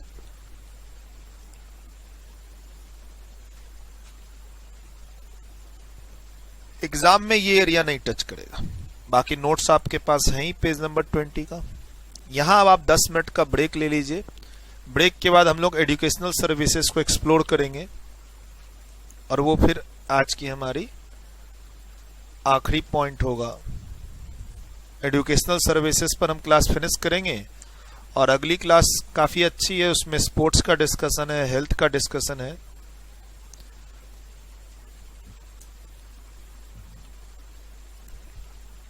अब क्या कीजिए, इसको लिख लीजिए वीडियो रोक के। नेक्स्ट मैं अगली स्लाइड में जा रहा हूं, next slide.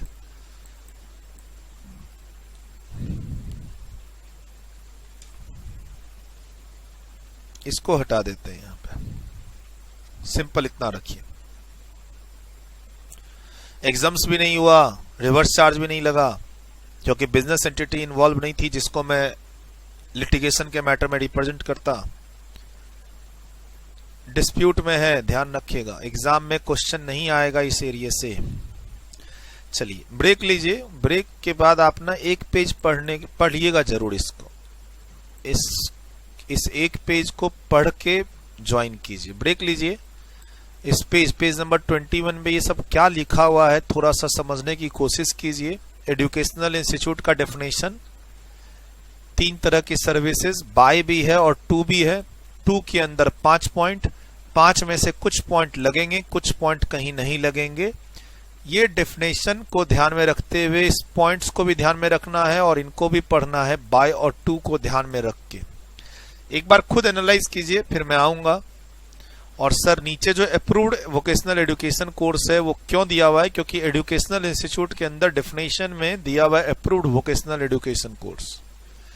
Sir educational institute का डेफिनेशन क्यों दिया है, क्योंकि यहां लिखा है सर्विस कौन दे रही है, एजुकेशनल इंस्टीट्यूट। किसको मिल रहा है, एजुकेशनल इंस्टीट्यूट को। तो जब हम मेन सर्विस में जाते हैं, एंट्री नंबर ये 66 है मेन एग्जामिशन नोटिफिकेशन का, लिख लीजिए। हमारी बुक में 57 है, गवर्नमेंट की तरफ से जो नोटिफिकेशन इशू हुआ था वो एंट्री नंबर ये 66 है। और किसी बच्चे के पास हमारी पुरानी बुक है 5th एडिशन, तो 79 नंबर था ये, जो हमारा 57 हो गया इस बुक में। गवर्नमेंट की एंट्री नंबर 66 है, जो एजुकेशन सर्विस को नोटिफिकेशन में 66 नंबर पे है, एंट्री नंबर 66 जो एग्जम्प्ट करती है। यहां लिख लीजिए entry number 66 as per notification, entry number 66 as per notification. थोड़ा सा इसको रीड कीजिए फर्स्ट पेज को, सेकंड पेज पे जाने की जरूरत नहीं है।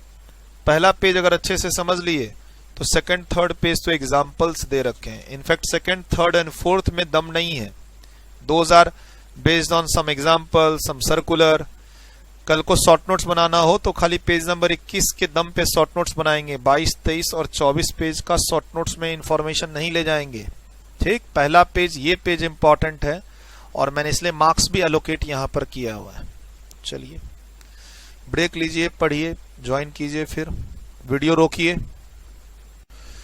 चलिए, आप लोगों ने पढ़ा होगा एजुकेशनल सर्विसेज के बारे में, नहीं पढ़ा तो कोई बात नहीं, चलो साथ साथ डिस्कस कर लेते हैं। राइट सर, नोटिफिकेशन का एंट्री नंबर 66 कहता है कि अगर एजुकेशनल इंस्टीट्यूट्स सर्विस देगा तो सर्विस पर जीएसटी नहीं लगेगा। बट ध्यान रखना, इसमें हम कोचिंग सेंटर वाले नहीं आते हैं। कोई भी coaching centre, coaching classes, training classes, online classes कोई भी इसमें नहीं आती है। ये जितनी भी बातें इसमें हो रही हैं, क्या तो वो प्ले स्कूल, प्री स्कूल की बात हो रही है, हायर सेकेंडरी तक 10th 12th की बात हो रही है, या कॉलेज की बात हो रही है, या फिर यूनिवर्सिटीज जो रिकॉग्नाइज्ड कोर्स करवा रही है, चाहे वो इग्नू हो, आईएम हो, the course recognised by law, Indian law. हम फॉरेन यूनिवर्सिटीज की बात इसमें नहीं कर रहे हैं। तो कुल मिला के ध्यान रखिए को कोचिंग सेंटर की बात नहीं हो रही है एजुकेशनल इंस्टीट्यूट्स में। स्कूल, कॉलेज, प्ले स्कूल और कोई जैसे इंजीनियरिंग कॉलेज हो गया, मेडिकल कॉलेज हो गया, आईएम हो गया, उनकी बात हो रही है, बिकॉज वहां भी वो लोग एजुकेशनल इंस्टीट्यूट्स कहलाते हैं, इंक्लूडिंग इग्नू। डिपेंड करता है एग्जाम में जो है, पर्टिकुलर होकर इंस्टीट्यूट क्वेश्चन नहीं पूछता है। स्कूल, कॉलेज, एजुकेशनल इंस्टीट्यूट्स बोल के वो लिख के देगा। मतलब आपको रिसर्च नहीं करना है इंडिया में कौन कौन सी एजुकेशनल इंस्टीट्यूट्स हैं और कौन कौन सी नहीं है, स्पेसिफिक होके कि वेदर निफ्ट एजुकेशनल इंस्टीट्यूट है या नहीं है, इसमें नहीं जाना है आपको। बट जनरली ध्यान रखना है कि यहाँ पे स्कूल, कॉलेज की बात हो रही है या प्री स्कूल की बात हो रही है, प्ले स्कूल जिसको बोलते हैं। सर्विस प्रोवाइडेड बाय, यानी वो स्कूल, कॉलेज सर्विस दे रहा है किसको? स्टूडेंट्स को पढ़ाने का। सर फैकल्टी और स्टाफ को कैसी सर्विस देगा? तो सर जनरली फैकल्टी और स्टाफ से हम मान लो उनको तो हम सैलरी दे रहे हैं, सैलरी पर ऐसे जीएसटी नहीं है। अब हम उनको सर्विस क्या दे रहे हैं जो उनसे पैसे ले रहे हैं? तो मान लो स्टाफ और फैकल्टीज को रहने की व्यवस्था करा दी है, खाने के लिए व्यवस्था करा दी है, घर से आना और जाने के लिए हमने उसको ट्रांसपोर्टेशन दे दिया। जैसे फॉर एग्जांपल स्कूल से बस निकली, डीपीएस स्कूल, और स्कूल से बस निकली, बस स्टूडेंट्स को भी उनके घर छोड़ेगी और फैकल्टीज को भी छोड़ेगी, और हम फैकल्टी से 3000-5000 रुपए ले रहे हैं पर मंथ का। तो ऑब्वियसली एग्जम्पशन है, एजुकेशनल इंस्टीट्यूट्स कोई भी सर्विस दे स्टूडेंट्स को, फैकल्टी को और स्टाफ को। तो क्या पढ़ाने वाली सर्विस की खाली बात हो रही है? क्या हम स्टाफ और फैकल्टी को पढ़ाते हैं? सर इस लाइन में service provided by an educational institutes to its students, faculty, staff में हर वो चीज आ जाएगी। जैसे आप अपने मंथली फी में बस का किराया भी लेते हैं और बस से फैसिलिटीज देते हैं स्टूडेंट को, आप उसके घर छोड़ के आते हैं और उसको सुबह में लेके आते हैं। ऐसे ही फैकल्टी और ऐसे ही स्टाफ। सर इसमें हॉस्टल का खर्चा भी आ जाएगा। मान लो मेरी बोर्डिंग स्कूल है और हमने स्टूडेंट्स लोगों के लिए विंग बनवा रखा है, स्टाफ के लिए विंग बनवा रखा है, टीचर्स के लिए विंग बनवा रखा है, और उनसे हम लोग मंथली पैसा भी लेते हैं। जैसे स्टूडेंट से पैसा लेते हैं वैसे स्टाफ को, फैकल्टी को हम सैलरी देते हैं, लेकिन रहने की फैसिलिटी का हम उनसे पैसा भी चार्ज करते हैं। जीएसटी कहीं नहीं है। सिर्फ पढ़ाई की बात होती इसमें तो ये फैकल्टी वर्ड और स्टाफ वर्ड नहीं होता, ये बात ध्यान रखिएगा। बोला सर खाली पढ़ाई की बात हो रही है, एजुकेशनल इंस्टीट्यूट तो खाली पढ़ाता है, पढ़ाता नहीं है, साथ साथ फैसिलिटी भी देता है, और वो फैसिलिटी स्टूडेंट के अलावा फैकल्टी स्टाफ को भी देता है। Like mess facility, residence facility. आप लिखना चाहते हैं लिख लीजिए एग्जाम्पल में। सर एजुकेशन तो एक एक्स्ट्रा है स्टूडेंट के लिए, मेन है, बट हम तीनों की बात करें तो ऐसी कौन सी कॉमन चीजें हैं जो तीनों को मिल सकती हैं? तो लिख लीजिए स्टे फैसिलिटी हम देते हैं, कॉमा हम आपको फूड की फैसिलिटी देते हैं, हम बस फैसिलिटी देते हैं, लिख लीजिए। बस फैसिलिटी देना, स्टे की फैसिलिटी देना, फूड की फैसिलिटी देना, मेस जिसको बोलते हो, स्टूडेंट्स भी खा रहे हैं, स्टाफ भी खा रहे हैं, फैकल्टी भी खा रहे हैं, पैसा ले रहे हैं, जीएसटी नहीं लगेगा। फ्री है तो कोई बात ही नहीं है। सर ये बाय है, यानी एजुकेशनल इंस्टीट्यूट सर्विस दे रही है। उसके अलावा एजुकेशनल इंस्टीट्यूट्स ना एंट्रांस फी चार्ज करती है। 1000 बच्चों को एंट्रांस फी चार्ज करके एग्जाम दिया, उसमें से 100 बच्चों का सिलेक्शन हुआ। हमने पढ़ाया तो 100 को, लेकिन पैसे एंट्रांस फी बोल के 1000 से लिए, तो क्या सर इसको भी एग्जम्प्ट कर देंगे? हाँ, एंट्रांस फी भी एग्जम्प्ट होगी। Sir by an educational institutes by way of a conduct of entrance examination against consideration in the form of entrance fee। सारे बच्चे नहीं पढ़ेंगे, कुछ बच्चे फेल होके निकल जाएंगे, कुछ बच्चों को हम लोग सेलेक्ट नहीं करेंगे। 1000 बच्चों का एंट्रांस फी लिया। हमारे स्कूल में कॉलेज में दाखिले के लिए एंट्रांस एग्जाम देना पड़ेगा। 1000 बच्चे 2000 बच्चे एग्जाम देंगे, 100 का सिलेक्शन होगा बेस्ट 100 का। सर जीएसटी नहीं लगेगा उस एंट्रांस फी पे। अब बहुत बार क्या होता है, एजुकेशनल इंस्टीट्यूट्स जो सर्विस देना चाहती है स्टूडेंट फैकल्टी स्टाफ को, या एंट्रांस एग्जाम जो लेना चाहती है, ये एजुकेशनल इंस्टीट्यूट्स आउटसोर्स कर देती है। यानी अब ये सब सर्विसेज किसको दी जा रही है? एजुकेशनल इंस्टीट्यूट को। 5 तरह की सर्विसेज 2 लिखा हुआ है, यानी अब ये काम आउटसोर्स कर दिया। क्या तो देखो एजुकेशनल इंस्टीट्यूट्स ने अपनी बस खरीद ली, और या अब देखो बस वाले से बात कर ली, एक प्राइवेट बस कंपनी से बात कर ली कि भाई तुम हमारे स्टूडेंट्स को, फैकल्टी को और स्टाफ को ट्रांसपोर्टेशन दोगे, उनके घर से स्कूल और स्कूल से घर, घर से कॉलेज, कॉलेज से घर। सर ये काम अगर मैं खुद अपनी बस से कर लूं तो ए पॉइंट में कवर हो जाऊंगा, लेकिन नहीं सर, मैं हेडेक नहीं चाहता बस का और ड्राइवर का। मैंने ये ट्रांसपोर्टेशन का काम आउटसोर्स कर दिया, जिसको भी किया एग्जम्प्ट। ऐसे ही मैं यहां पर खाना खिला रहा हूं अपनी मेस फैसिलिटी में, मैं हेडेक नहीं चाहता, मैंने मेस वाले को हायर कर लिया। कैटरिंग की services including mid day meal scheme sponsored by the government. Sir government ने 60,000 रुपया मान लो हमें दिए मिड डे मील स्कीम के डेली खाना खिलाने के बच्चों को। हमने वो काम बाहर कैटरर को हायर कर दिया। कैटरर आता है, दोपहर में काउंटर लगाता है, खाना खिलाता है, फिर अगले दिन आता है वो। सर हमने अपने एम्प्लॉय रखे हैं जैसे सिक्योरिटी गार्ड, क्लीनिंग पर्सन और हाउसकीपिंग पर्सन, तब तो अच्छी बात है, सैलरी दीजिए, सैलरी पर जीएसटी नहीं। लेकिन आप ये सर्विस किसी और से लेने लग गए, यानी बाहर के सिक्योरिटी गार्ड, क्लीनिंग स्टाफ और हाउसकीपिंग स्टाफ आ रहे हैं, यानी कोई मैन पावर एजेंसी है। अभी थोड़ी समय पहले एग्रीकल्चर में डिस्कस किए थे, खेती करने के लिए फार्म लेबर की सप्लाई किए हैं, जीएसटी नहीं लगेगा। ऐसे स्कूल कॉलेज में हमने सिक्योरिटी गार्ड, क्लीनिंग के पर्सन, हाउसकीपिंग बॉयज को हमने सप्लाई किया है, जीएसटी नहीं लगेगा। अच्छा यही लोग, ये जो हाईलाइट मैंने किया, यही लोग सोसाइटी में भी जाते हैं, man power supply.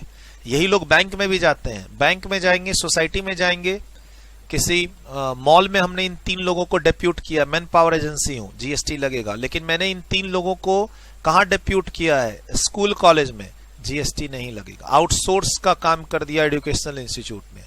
What do you mean by educational institute? नीचे आएंगे।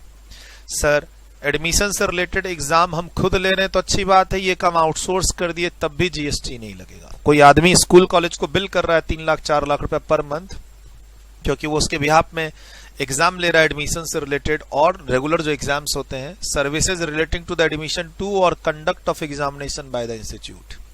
एडमिशन से रिलेटेड हो या नॉर्मल 6 महीने साल भर में जो एग्जाम्स होते हैं, वो काम इंस्टीट्यूट ने आउटसोर्स कर दिया है।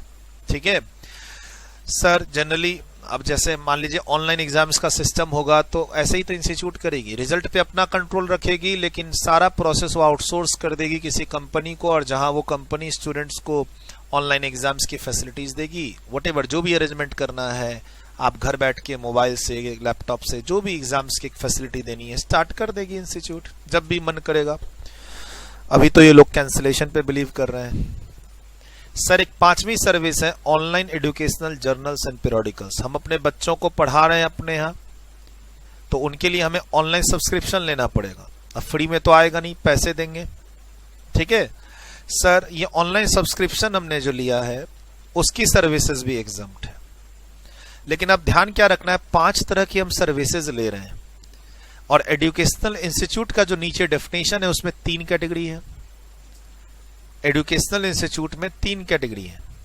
ठीक सर, जब बाय है ना, बाय एजुकेशनल इंस्टीट्यूट सर्विस दे रही है, एडमिशन एंट्रेंस फी ले रही है, तब तो इसमें तीनों कैटेगरी कवर है।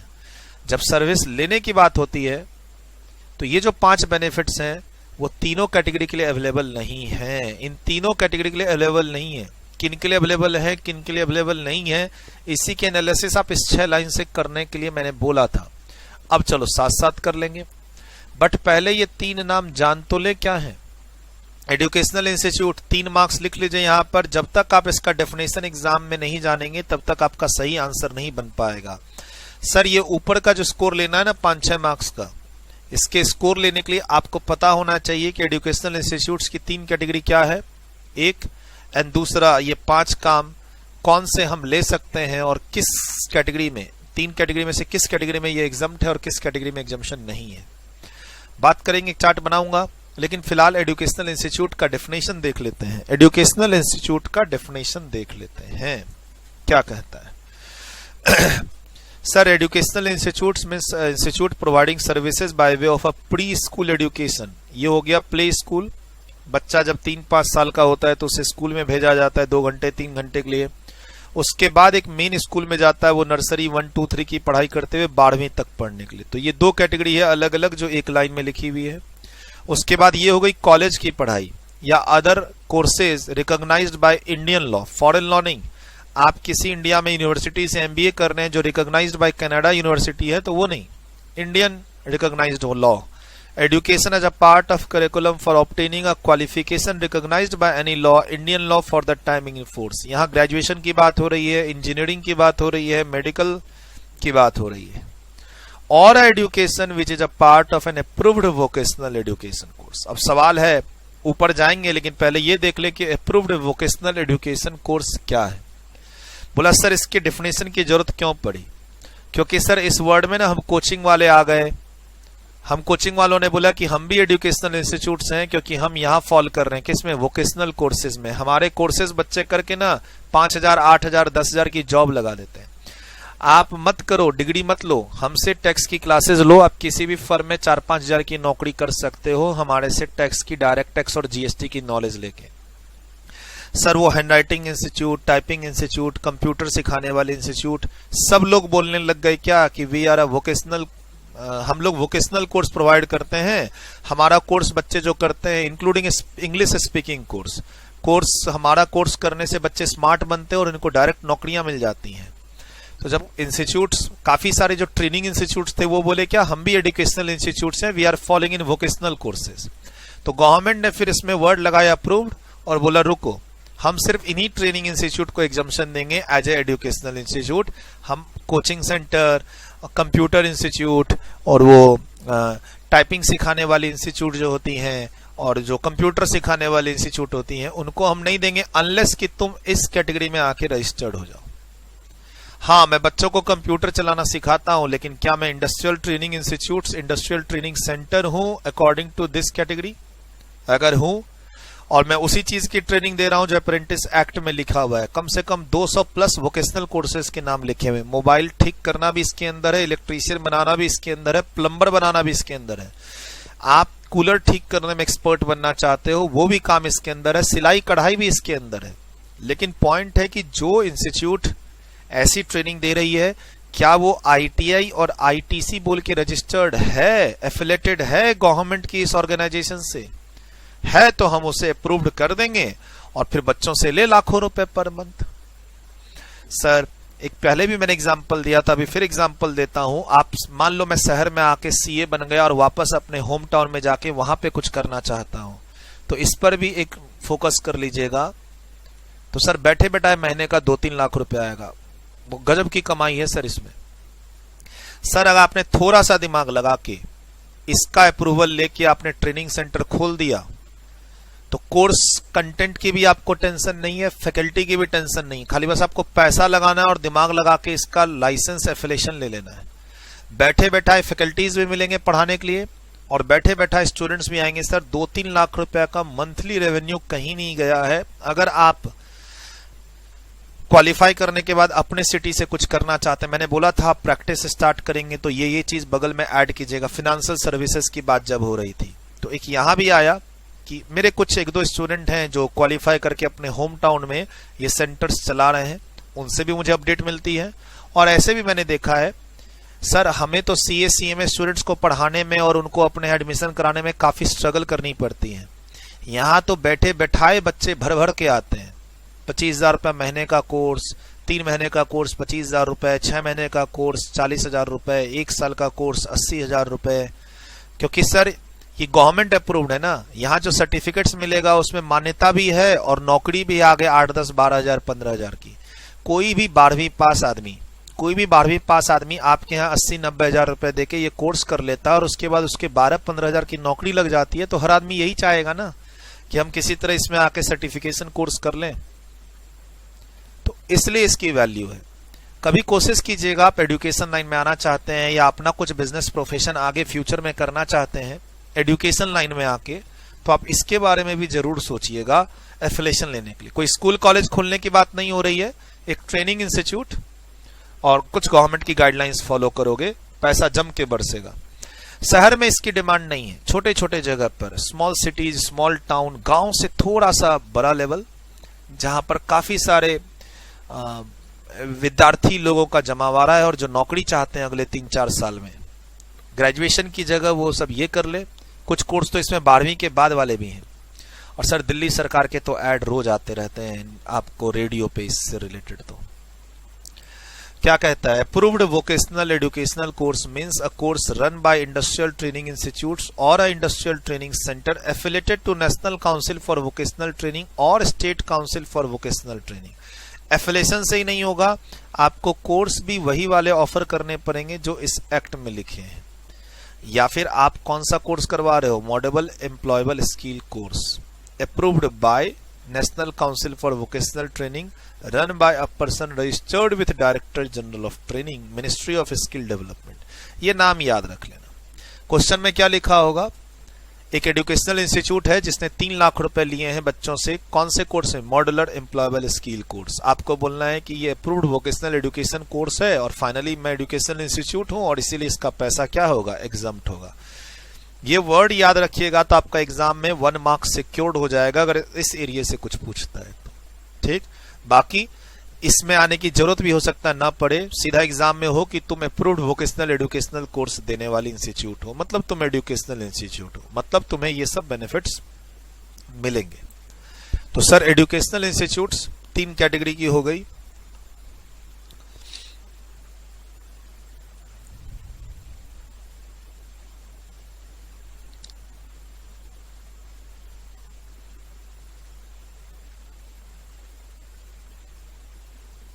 एजुकेशनल इंस्टीट्यूट 3 कैटेगरी की हो गई,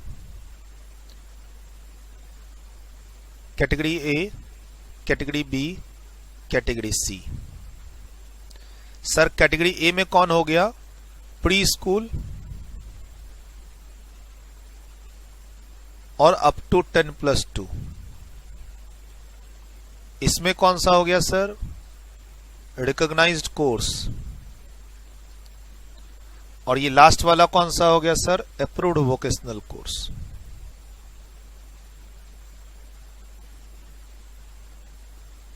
अभी अभी पढ़ा आपने,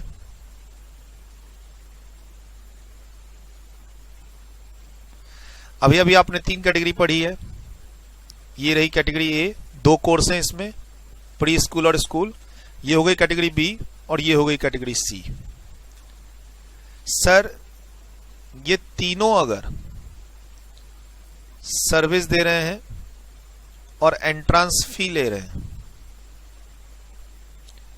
एंट्रेंस फी या सर्विसेज टू किसको, स्टूडेंट, फैकल्टीज और स्टाफ्स, तो यहां से जो भी रेवेन्यू आएगी एग्जम्प्ट है तीनों के लिए।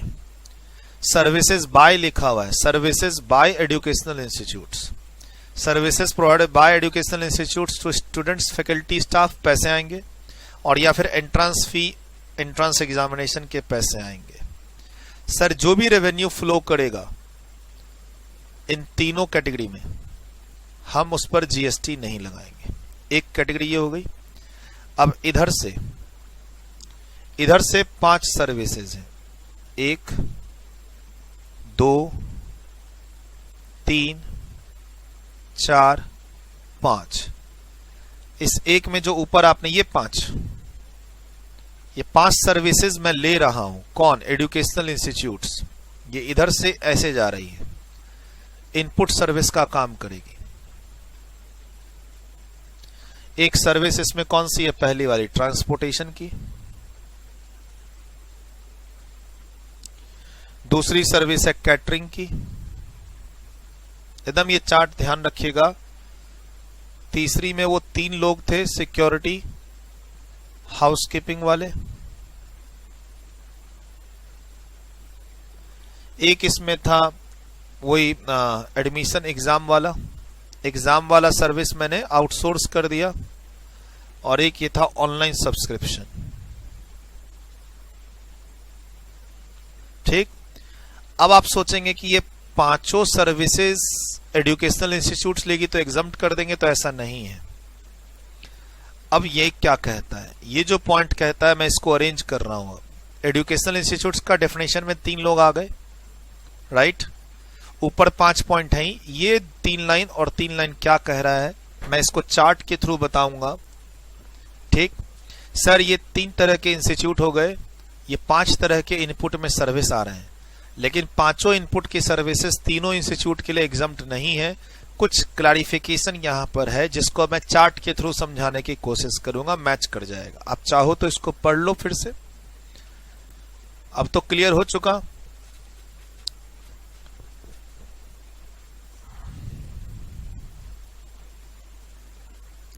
चलिए,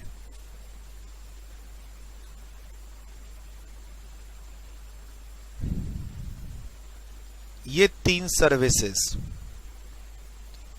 सर्विसेज अगर इसे दी जाएंगी तो ही एग्जम्प्ट है। आप पढ़ लीजिए।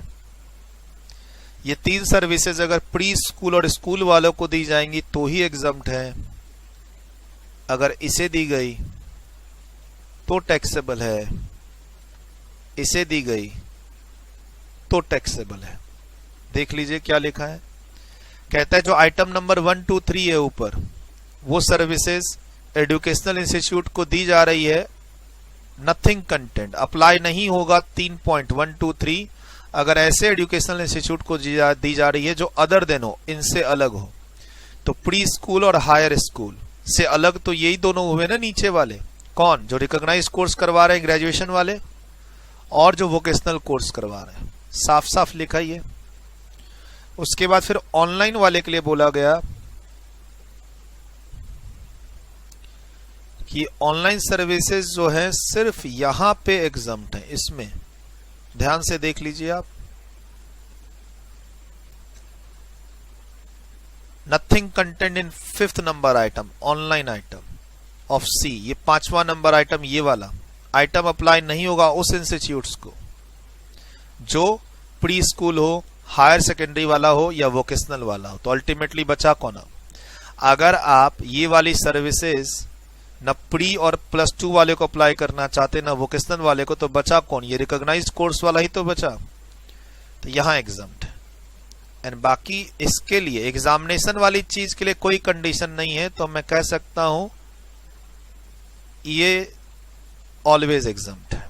एग्जामिनेशन वाली चीज ऑलवेज एग्जम्प्ट है, चाहे अब कोई भी हो, तीनों में, ए में जाए, बी में जाए, सी में जाए।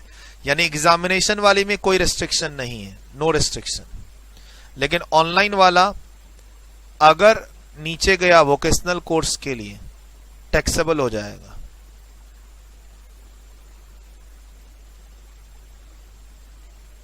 ऊपर गया किसमें? ए में, तो टैक्सेबल हो जाएगा, है ना। थोड़ा सा ध्यान रखिएगा। मैं ये हटा दे रहा हूं, सिर्फ इतना रखता हूं। सर ऑनलाइन सब्सक्रिप्शन की सर्विस, अगर क्या ध्यान रखना है, अगर ये ऑनलाइन सब्सक्रिप्शन की जो सर्विसेज हैं ये सिर्फ इस कैटेगरी वाली जो इंस्टीट्यूट है वहां एग्जम्प्ट है, बाकी दोनों में क्या है, टैक्सेबल है। तो थोड़ा सा इस चार्ट को अगर ध्यान में रखा आपने तो ये पेज आपका, राइट। मैंने पूरे पेज की समरी बना दी, ऐसे समझिए। एजुकेशनल सर्विस से रिलेटेड जो भी बातें यहां लिखी हैं मैंने उसको समराइज कर दिया। खाली बस डेफिनेशन की कमी है। कौन से डेफिनेशन की? अप्रूव्ड वोकेशनल एजुकेशनल कोर्स क्या है, उसमें मैंने बोला ये वर्ड याद रखना। बाकी ITI एंड ITC सेंटर्स जो नेशनल काउंसिल और स्टेट काउंसिल से क्या हो, अप्रूव्ड हो, एफिलेटेड हो। जरूरत नहीं पड़ती इसकी, लेकिन इस पर प्रैक्टिकल क्वेश्चन आ जाता है मॉड्यूलर एम्प्लॉयबल पर, तो आएगा तो एग्जाम्प्ट कर देना और क्या। ये 3 कैटेगरी तो हमेशा याद रखनी पड़ेगी तुम्हें, ठीक। और उसमें से ये 5 सर्विसेज, 5 सर्विसेज जो ले रहे हैं वो तीनों के लिए एग्जाम्प्ट है, ऐसा नहीं है, ठीक। मैंने बता दिया, खाली इसमें ये एग्जाम वाली बात ना, तीनों के लिए एग्जाम्प्ट है, बाकी में ये चार्ट आपको काम करेगा। एंट्री नंबर 66 एजुकेशन सर्विस, हमारी बुक का पॉइंट नंबर 57, लिखिए इसे। एजुकेशनल इंस्टीट्यूट्स आगे सर्विसेज दे रहा है, स्टूडेंट फैकल्टी स्टाफ को एग्जम्प्ट है, एंट्रेंस फी एग्जम्प्ट है। वो एजुकेशनल इंस्टीट्यूट तीनों कैटेगरी में से कोई सा भी हो सकता है, लेकिन जब आप इनपुट में सर्विस लेने की बात कर रहे हैं तो फिर आपको ध्यान रखना पड़ेगा।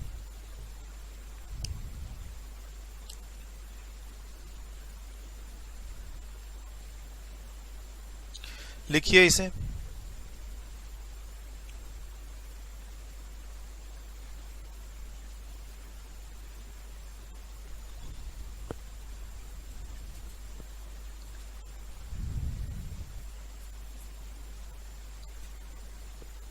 अब ये चार्ट ही बुक में रहे मेरी तो आप बोलेंगे सर की बुक अच्छी है। तो बुक में मैंने कहा हर चीज नहीं है मेरी बुक में, लेकिन क्लास में जरूर दूंगा जहां भी जरूरत पड़ेगी।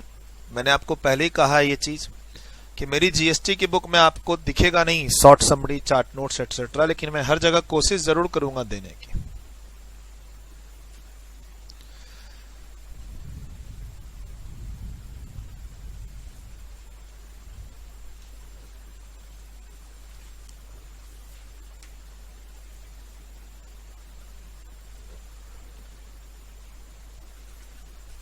जहां जरूरत लगेगी आप अपने हिसाब से ब्रेक ले लीजिएगा, ठीक है। चलिए आप वीडियो रोक के इसको लिख लीजिए, आगे चलते हैं। सर फर्स्ट पेज तो हमारा कंप्लीट हो गया, अब अगले पेज पर क्या है? तो मैंने भी बताया था ना कि बोर्डिंग स्कूल में रहने खाने पीने की व्यवस्था होती है, और उसके बारे में हम पहले ही पढ़ चुके हैं सप्लाई में कि composite supply and overall exempt हो जाएगा। तो ये वहां ये चीज बता रही है जो ऑलरेडी हम लोग डिस्कस कर चुके हैं बंडल सर्विसेज में। एजुकेशन बोर्डिंग स्कूल में आपको पढ़ाई के साथ साथ रहना खाना पीने सबकी व्यवस्था होती है और कंबाइंड पैसा आप देते हैं स्कूल वाले को। तो ये बंडल सर्विस है, कंपोजिट सप्लाई है, ओवरऑल इसे एजुकेशन कहेंगे और एग्जम्प्ट करेंगे, ठीक। ये वो कह रहा है। दूसरा यहां पर जो ये पैराग्राफ है ये कह रहा है कि आप एक एजुकेशनल इंस्टीट्यूट है लेकिन आप 2 तरह के कोर्स करवा रहे हैं। एक कोर्स रिकॉग्नाइज्ड बाय लॉ है, एग्जम्प्ट है, दूसरा course not a recognised by law है। तो सर इस कोर्स को अलग रखो, बच्चों से जो पैसे ले रहे हो वो एग्जम्प्ट, इस कोर्स को अलग रखो, बच्चों से पैसे जो ले रहे हो वो टैक्सेबल। लेकिन अगर आपने कॉम्बिनेशन दोनों का बनाया, मिक्स्ड सप्लाई किया, तब तो हम दोनों पर हाईएस्ट रेट लगा देंगे। यानी आप बच्चे को एक ही बच्चे से पैसा जो ले रहे हो उसको आप मिक्स्ड सप्लाई दे रहे हो, जिसमें से एक सप्लाई रिकॉग्नाइज्ड बाय लॉ है और एग्जम्प्ट है, दूसरी रिकॉग्नाइज्ड बाय लॉ नहीं है। यानी वो एक ऐसा सर्टिफिकेशन कोर्स है जो रिकॉग्नाइज्ड बाय लॉ नहीं है, तो एग्जम्पशन नहीं मिलेगा। सर एजुकेशनल इंस्टीट्यूट अब हमारे जैसे कोचिंग चलाने लग जाए तो क्या उसको भी आप एग्जम्प्ट कर दोगे? नहीं ना सर, नहीं कर पाएंगे। तो यहां पे बोल रहा है आर्टिफिशियली आप बंडल बनाने की कोशिश करोगे, एक क्वालिफाई और एक नॉट क्वालिफाई का, तो हम बेटर इसे अलग अलग रखो। बंडल करोगे मिक्स सर्विस बोलेंगे और हाईएस्ट रेट लगा देंगे, फिर उस पर एग्जम्पशन का बेनिफिट नहीं देंगे। तो अगेन सप्लाई चैप्टर में हम लोग ये पढ़े हुए हैं सेक्शन 8, वहां से ये क्लियर है। और अब यहां पर पॉइंट कहता है एंसेलरी एक्टिविटीज फ्री हो तो चलेगा। यानी बच्चे हमारे स्कूल में पढ़ाई कर रहे हैं, बोर्डिंग स्कूल में, हम बच्चों को इवनिंग में कराटे सिखा रहे हैं, इवनिंग में एक दिन डांस क्लास भी सिखा रहे हैं, हॉबी वगैरह सब चला रहे हैं, तो चलाइए, कोई दिक्कत नहीं है, पैसे मत लीजिएगा उन सब का। अगर आप फिर पैसे भी लेंगे उनका अलग से, तो यानी आप एजुकेशन भी चला रहे हैं और साथ साथ हॉबी और एक्स्ट्रा क्लासेस के नाम पर आप ट्रेनिंग इंस्टीट्यूट भी चला रहे हैं, और आप कंबाइंड बिल करेंगे तो फिर वही हम करेंगे, पूरे को हम एक मिक्स सप्लाई मान के और एक उसमें हाईएस्ट रेट वाला रेट लगा देंगे, नुकसान हो जाएगा। अगर ये 5-6 लाइन क्या बोलता है, अगर एजुकेशनल इंस्टीट्यूट यानी से स्कूल 12वीं तक की स्कूल जिस स्कूल में आप जाते हो, बोर्डिंग स्कूल है, वो अगर इवनिंग में कुछ एक्स्ट्रा क्लासेस लगा रही हैं हॉबी से रिलेटेड, कोई बात नहीं, लगाए, उसका पैसा न ले, मैं इसे एजुकेशन का पार्ट मान के एग्जम्प्ट कर दूंगा, ऑक्सिलरी और सपोर्ट सर्विसेज। लेकिन अब आप उसका पैसा भी अलग से लेंगे, जनरली वो एजुकेशन का पार्ट भी नहीं है, आप रेवेन्यू अर्न करना चाह रहे हैं, तो फिर सबको मिक्स सप्लाई मान के हाईएस्ट जो टैक्सेबल रेट होगा बंडल का वो पूरा सारा लगा देंगे। तो सर ये पॉइंट तो आपको क्लैरिटी अच्छे से कब आएगी, जब आप कंपोजिट एंड मिक्स सप्लाई पढ़ो सेक्शन 8 सप्लाई चैप्टर में जाके, तो वहां लिखो आप section 8 supply chapter, page number 22 पे है, सेक्शन 8 सप्लाई चैप्टर।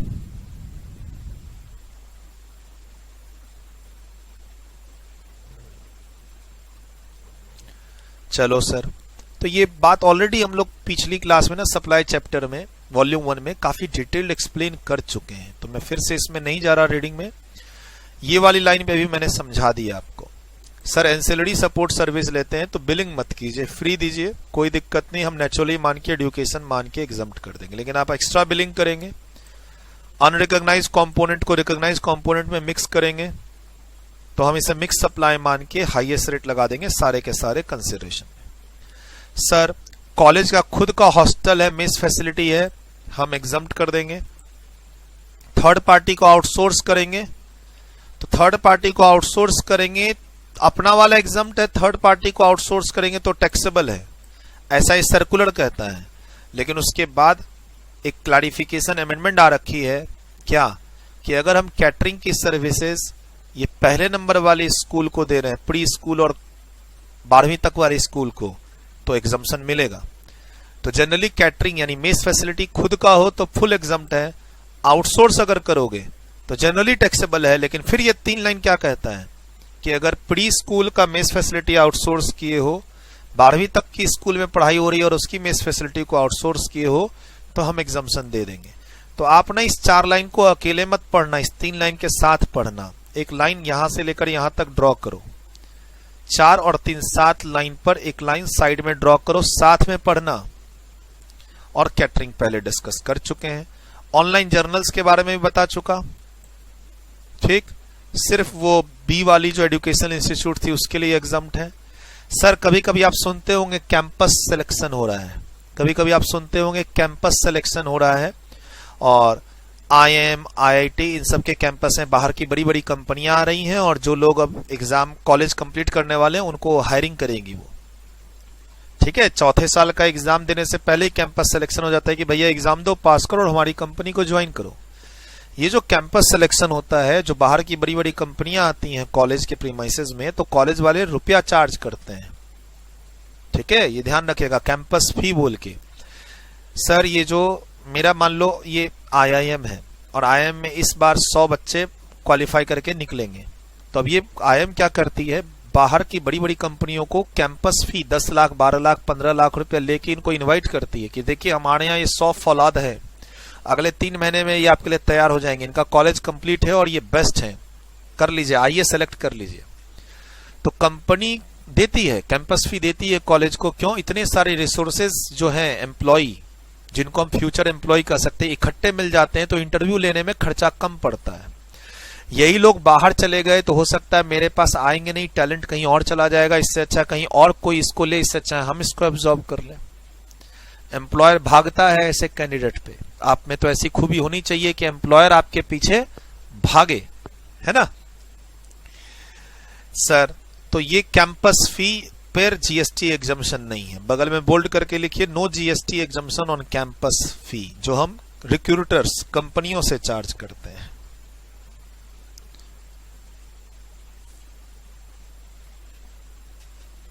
अब कुछ एक स्पेशल बात IIM से रिलेटेड हो रही है। यहां पर IIM से रिलेटेड एक अलग से एग्जम्पशन था, हालांकि वो एग्जाम्शन हटाना पड़ा।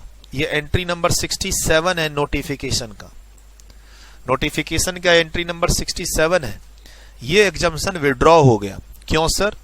क्या आईआईएम की सर्विस अब टैक्सेबल है? नहीं, आईआईएम एक्ट के अंदर ना अमेंडमेंट आ गई, जिसके कारण अब आईआईएम को क्या कहा जाता है? Educational institute. तो यहां एक्सप्लेन किया हुआ है, आईआईएम्स को एजुकेशनल इंस्टीट्यूट कहा जाता है क्योंकि आईआईएम एक्ट में अमेंडमेंट आ गई, और अमेंडमेंट आने के बाद हम उसे एजुकेशनल इंस्टीट्यूट्स कह रहे हैं। और जीएसटी ऑटोमेटिक पॉइंट नंबर पुराना हमारा 57 में, सर अगर कोई एजुकेशनल इंस्टीट्यूट्स बोल के क्वालिफाई हो जाए तो इसी एंट्री में हम एग्जम्प्ट कर देंगे ना, उसके लिए अलग से एंट्री क्या होना। तो जब शुरू में जीएसटी आया था, तो आईआईएम को एजुकेशनल इंस्टीट्यूट नहीं कहा जाता था, और आईआईएम के कुछ सर्विसेज को हमें क्या करना था? एग्जम्प्ट। तो हमने एंट्री अलग से ये 58 नंबर पॉइंट, एंट्री नंबर 67 देके एग्जम्पशन दे रखी थी। बाद में जब आईआईएम को एजुकेशनल इंस्टीट्यूट कह दिया गया तो फिर हमने इस एंट्री को विड्रॉ कर लिया। यानी अभी तक जो आप जितने बेनिफिट्स पढ़ रहे थे पीछे, उसमें हम आईआईएम को भी इंक्लूड करेंगे। लेकिन कुछ और थोड़ी सी बात इसकी डिटेल्ड में करनी है। प्लस अगले पेज पे बोला गया कि आईआईएम भी ना कुछ ऐसे कोर्स करवाती है जो अनरिकॉग्नाइज्ड है। जैसे आईआईएम हो गया अगर एजुकेशनल इंस्टीट्यूट, तो वो रिकॉग्नाइज्ड कोर्स करवाए ना।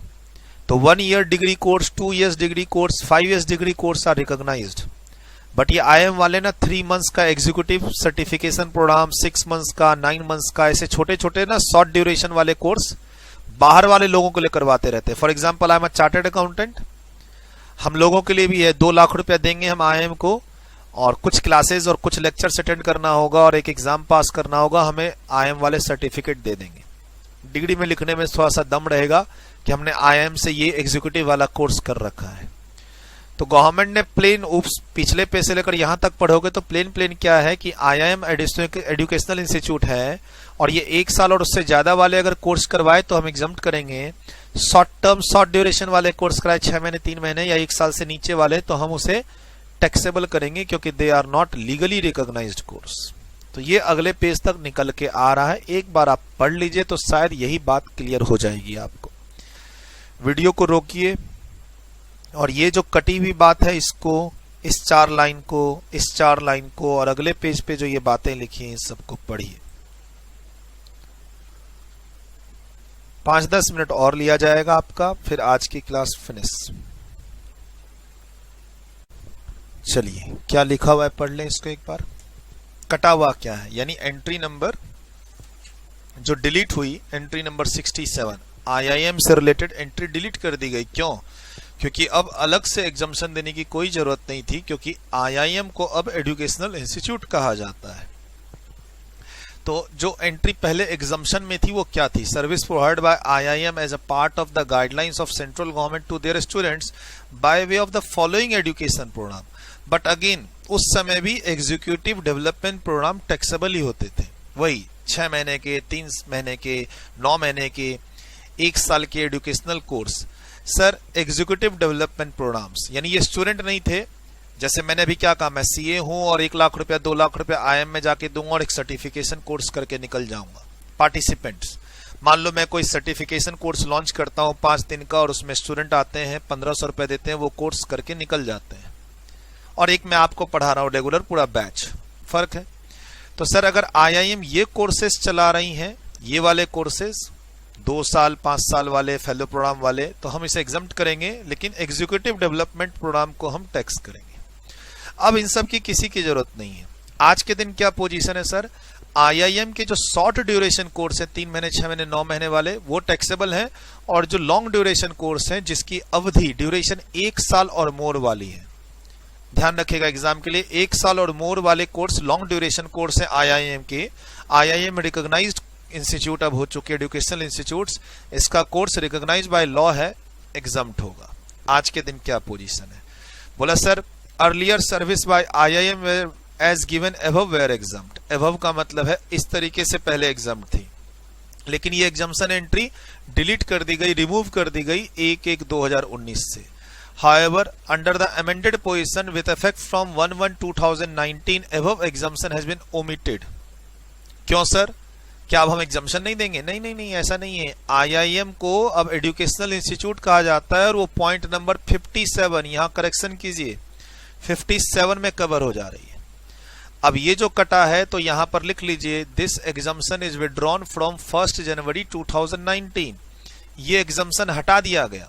जनरली एग्जाम्शन हटाते हैं तो टैक्सेबल होती है चीज, लेकिन ये टैक्सेबल नहीं है क्योंकि ये पहले से 57 में कवर्ड है। 57 कर दीजिए इसको। और इस रिगार्ड में एक सर्कुलर भी इशू हो रखा है, कब? 1 जनवरी 2019 की डेट का। जब ये ऊपर वाला विड्रॉ हुआ, ये वाली चीज हटाई गई।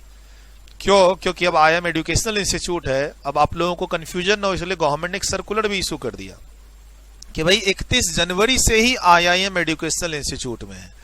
ऐसे समझो कि 31 जनवरी से ही इसकी जरूरत नहीं थी, वो तो हम डिले हो गए कि हमने 1 जनवरी 2019 को इसको विड्रॉ किया।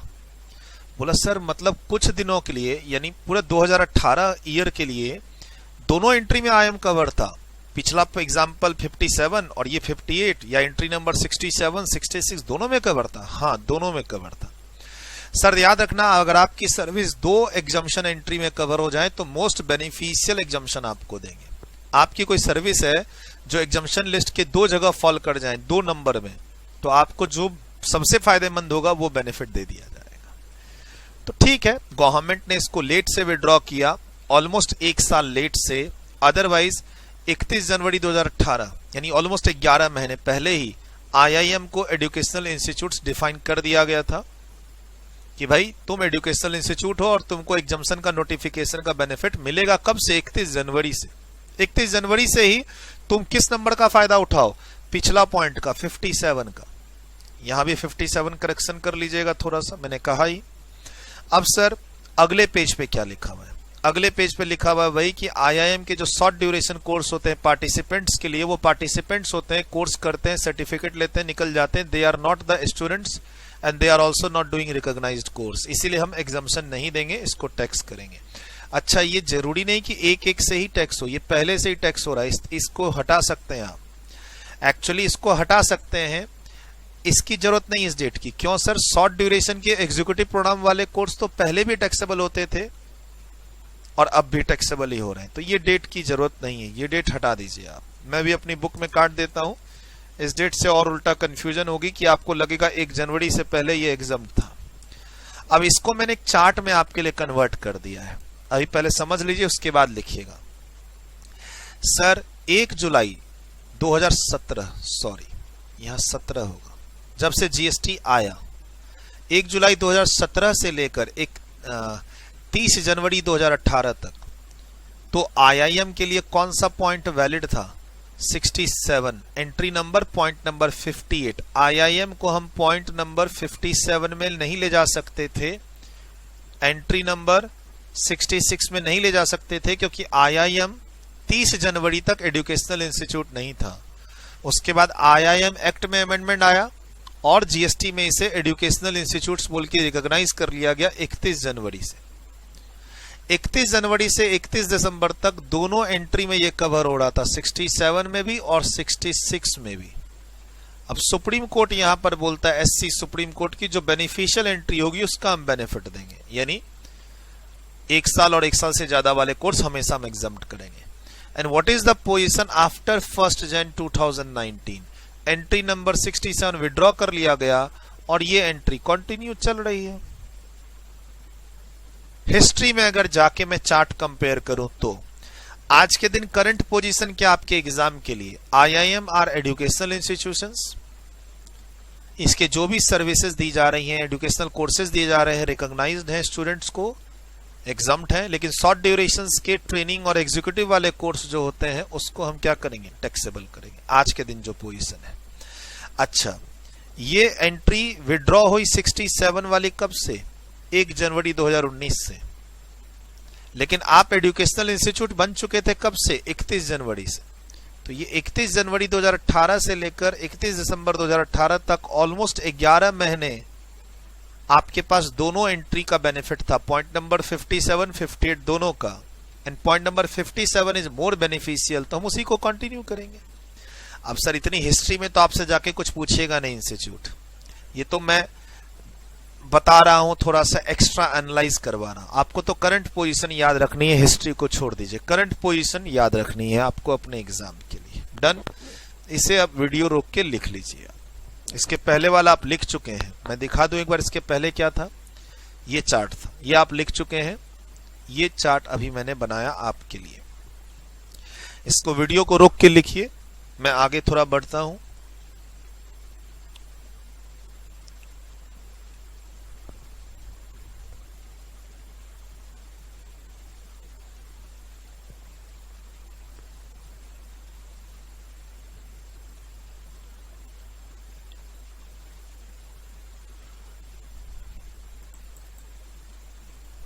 सर ऐसा ही एक क्लैरिफिकेशन और आया मैरीटाइम ट्रेनिंग इंस्टीट्यूट को लेके कि सर जो मैरीटाइम से रिलेटेड इंस्टीट्यूट्स और कोर्स हैं, क्या उसे हम एजुकेशनल इंस्टीट्यूट्स का एग्जामिशन देंगे? तो क्लैरिफिकेशन आया और आंसर पॉजिटिव है।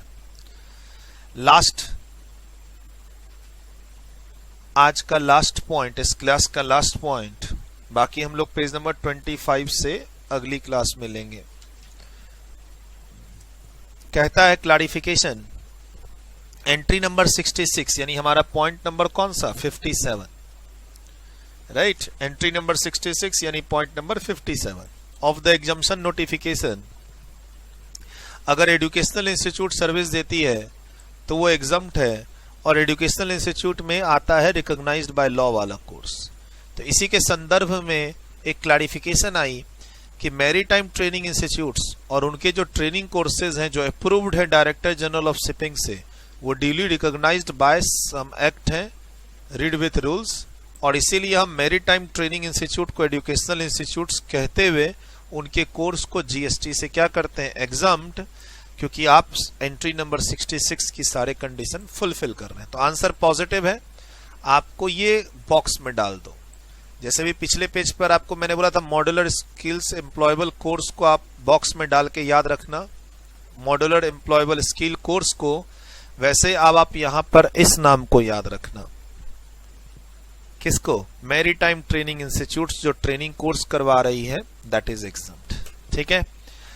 अगले पेज पे छोटा सा ही पॉइंट है लेकिन अगली क्लास में ले लेंगे, स्किल डेवलपमेंट सर्विसेज। अगली क्लास स्टार्ट करने से पहले आप ये पेज की रीडिंग करें ना करें, लेकिन हेल्थ के सारे पेजेस की रीडिंग कर लेना, पेज नंबर 26 एंड 27, मजा आएगा। आप अगली क्लास स्टार्ट करने से पहले page number 26 and page number 27 में जितने कंटेंट हैं इसकी एक प्लेन रीडिंग कर लेना। ठीक है। उसके बाद एक और मजेदार सर्विसेज है हमारी हेल्थ के बाद, कौन सी, गवर्नमेंट से रिलेटेड। गवर्नमेंट से रिलेटेड बस खत्म हो जाएगा आपका ये। हालांकि अभी हम लोग 5वीं क्लास में हैं, शायद अगर हम लोग बात करें तो हम लोग अभी 5वीं क्लास में हैं। एक क्लास में मैं आपका हेल्थ सर्विसेज का करा दूंगा, 6ठी, 7वीं में मैं आपका गवर्नमेंट का करा दूंगा, और 8वीं क्लास जो होगी वो हमारी सारे एग्जाम्पल्स होंगे एग्जाम्पशंस के, वो डिस्कस कर दूंगा। ठीक है, बाय, टेक केयर।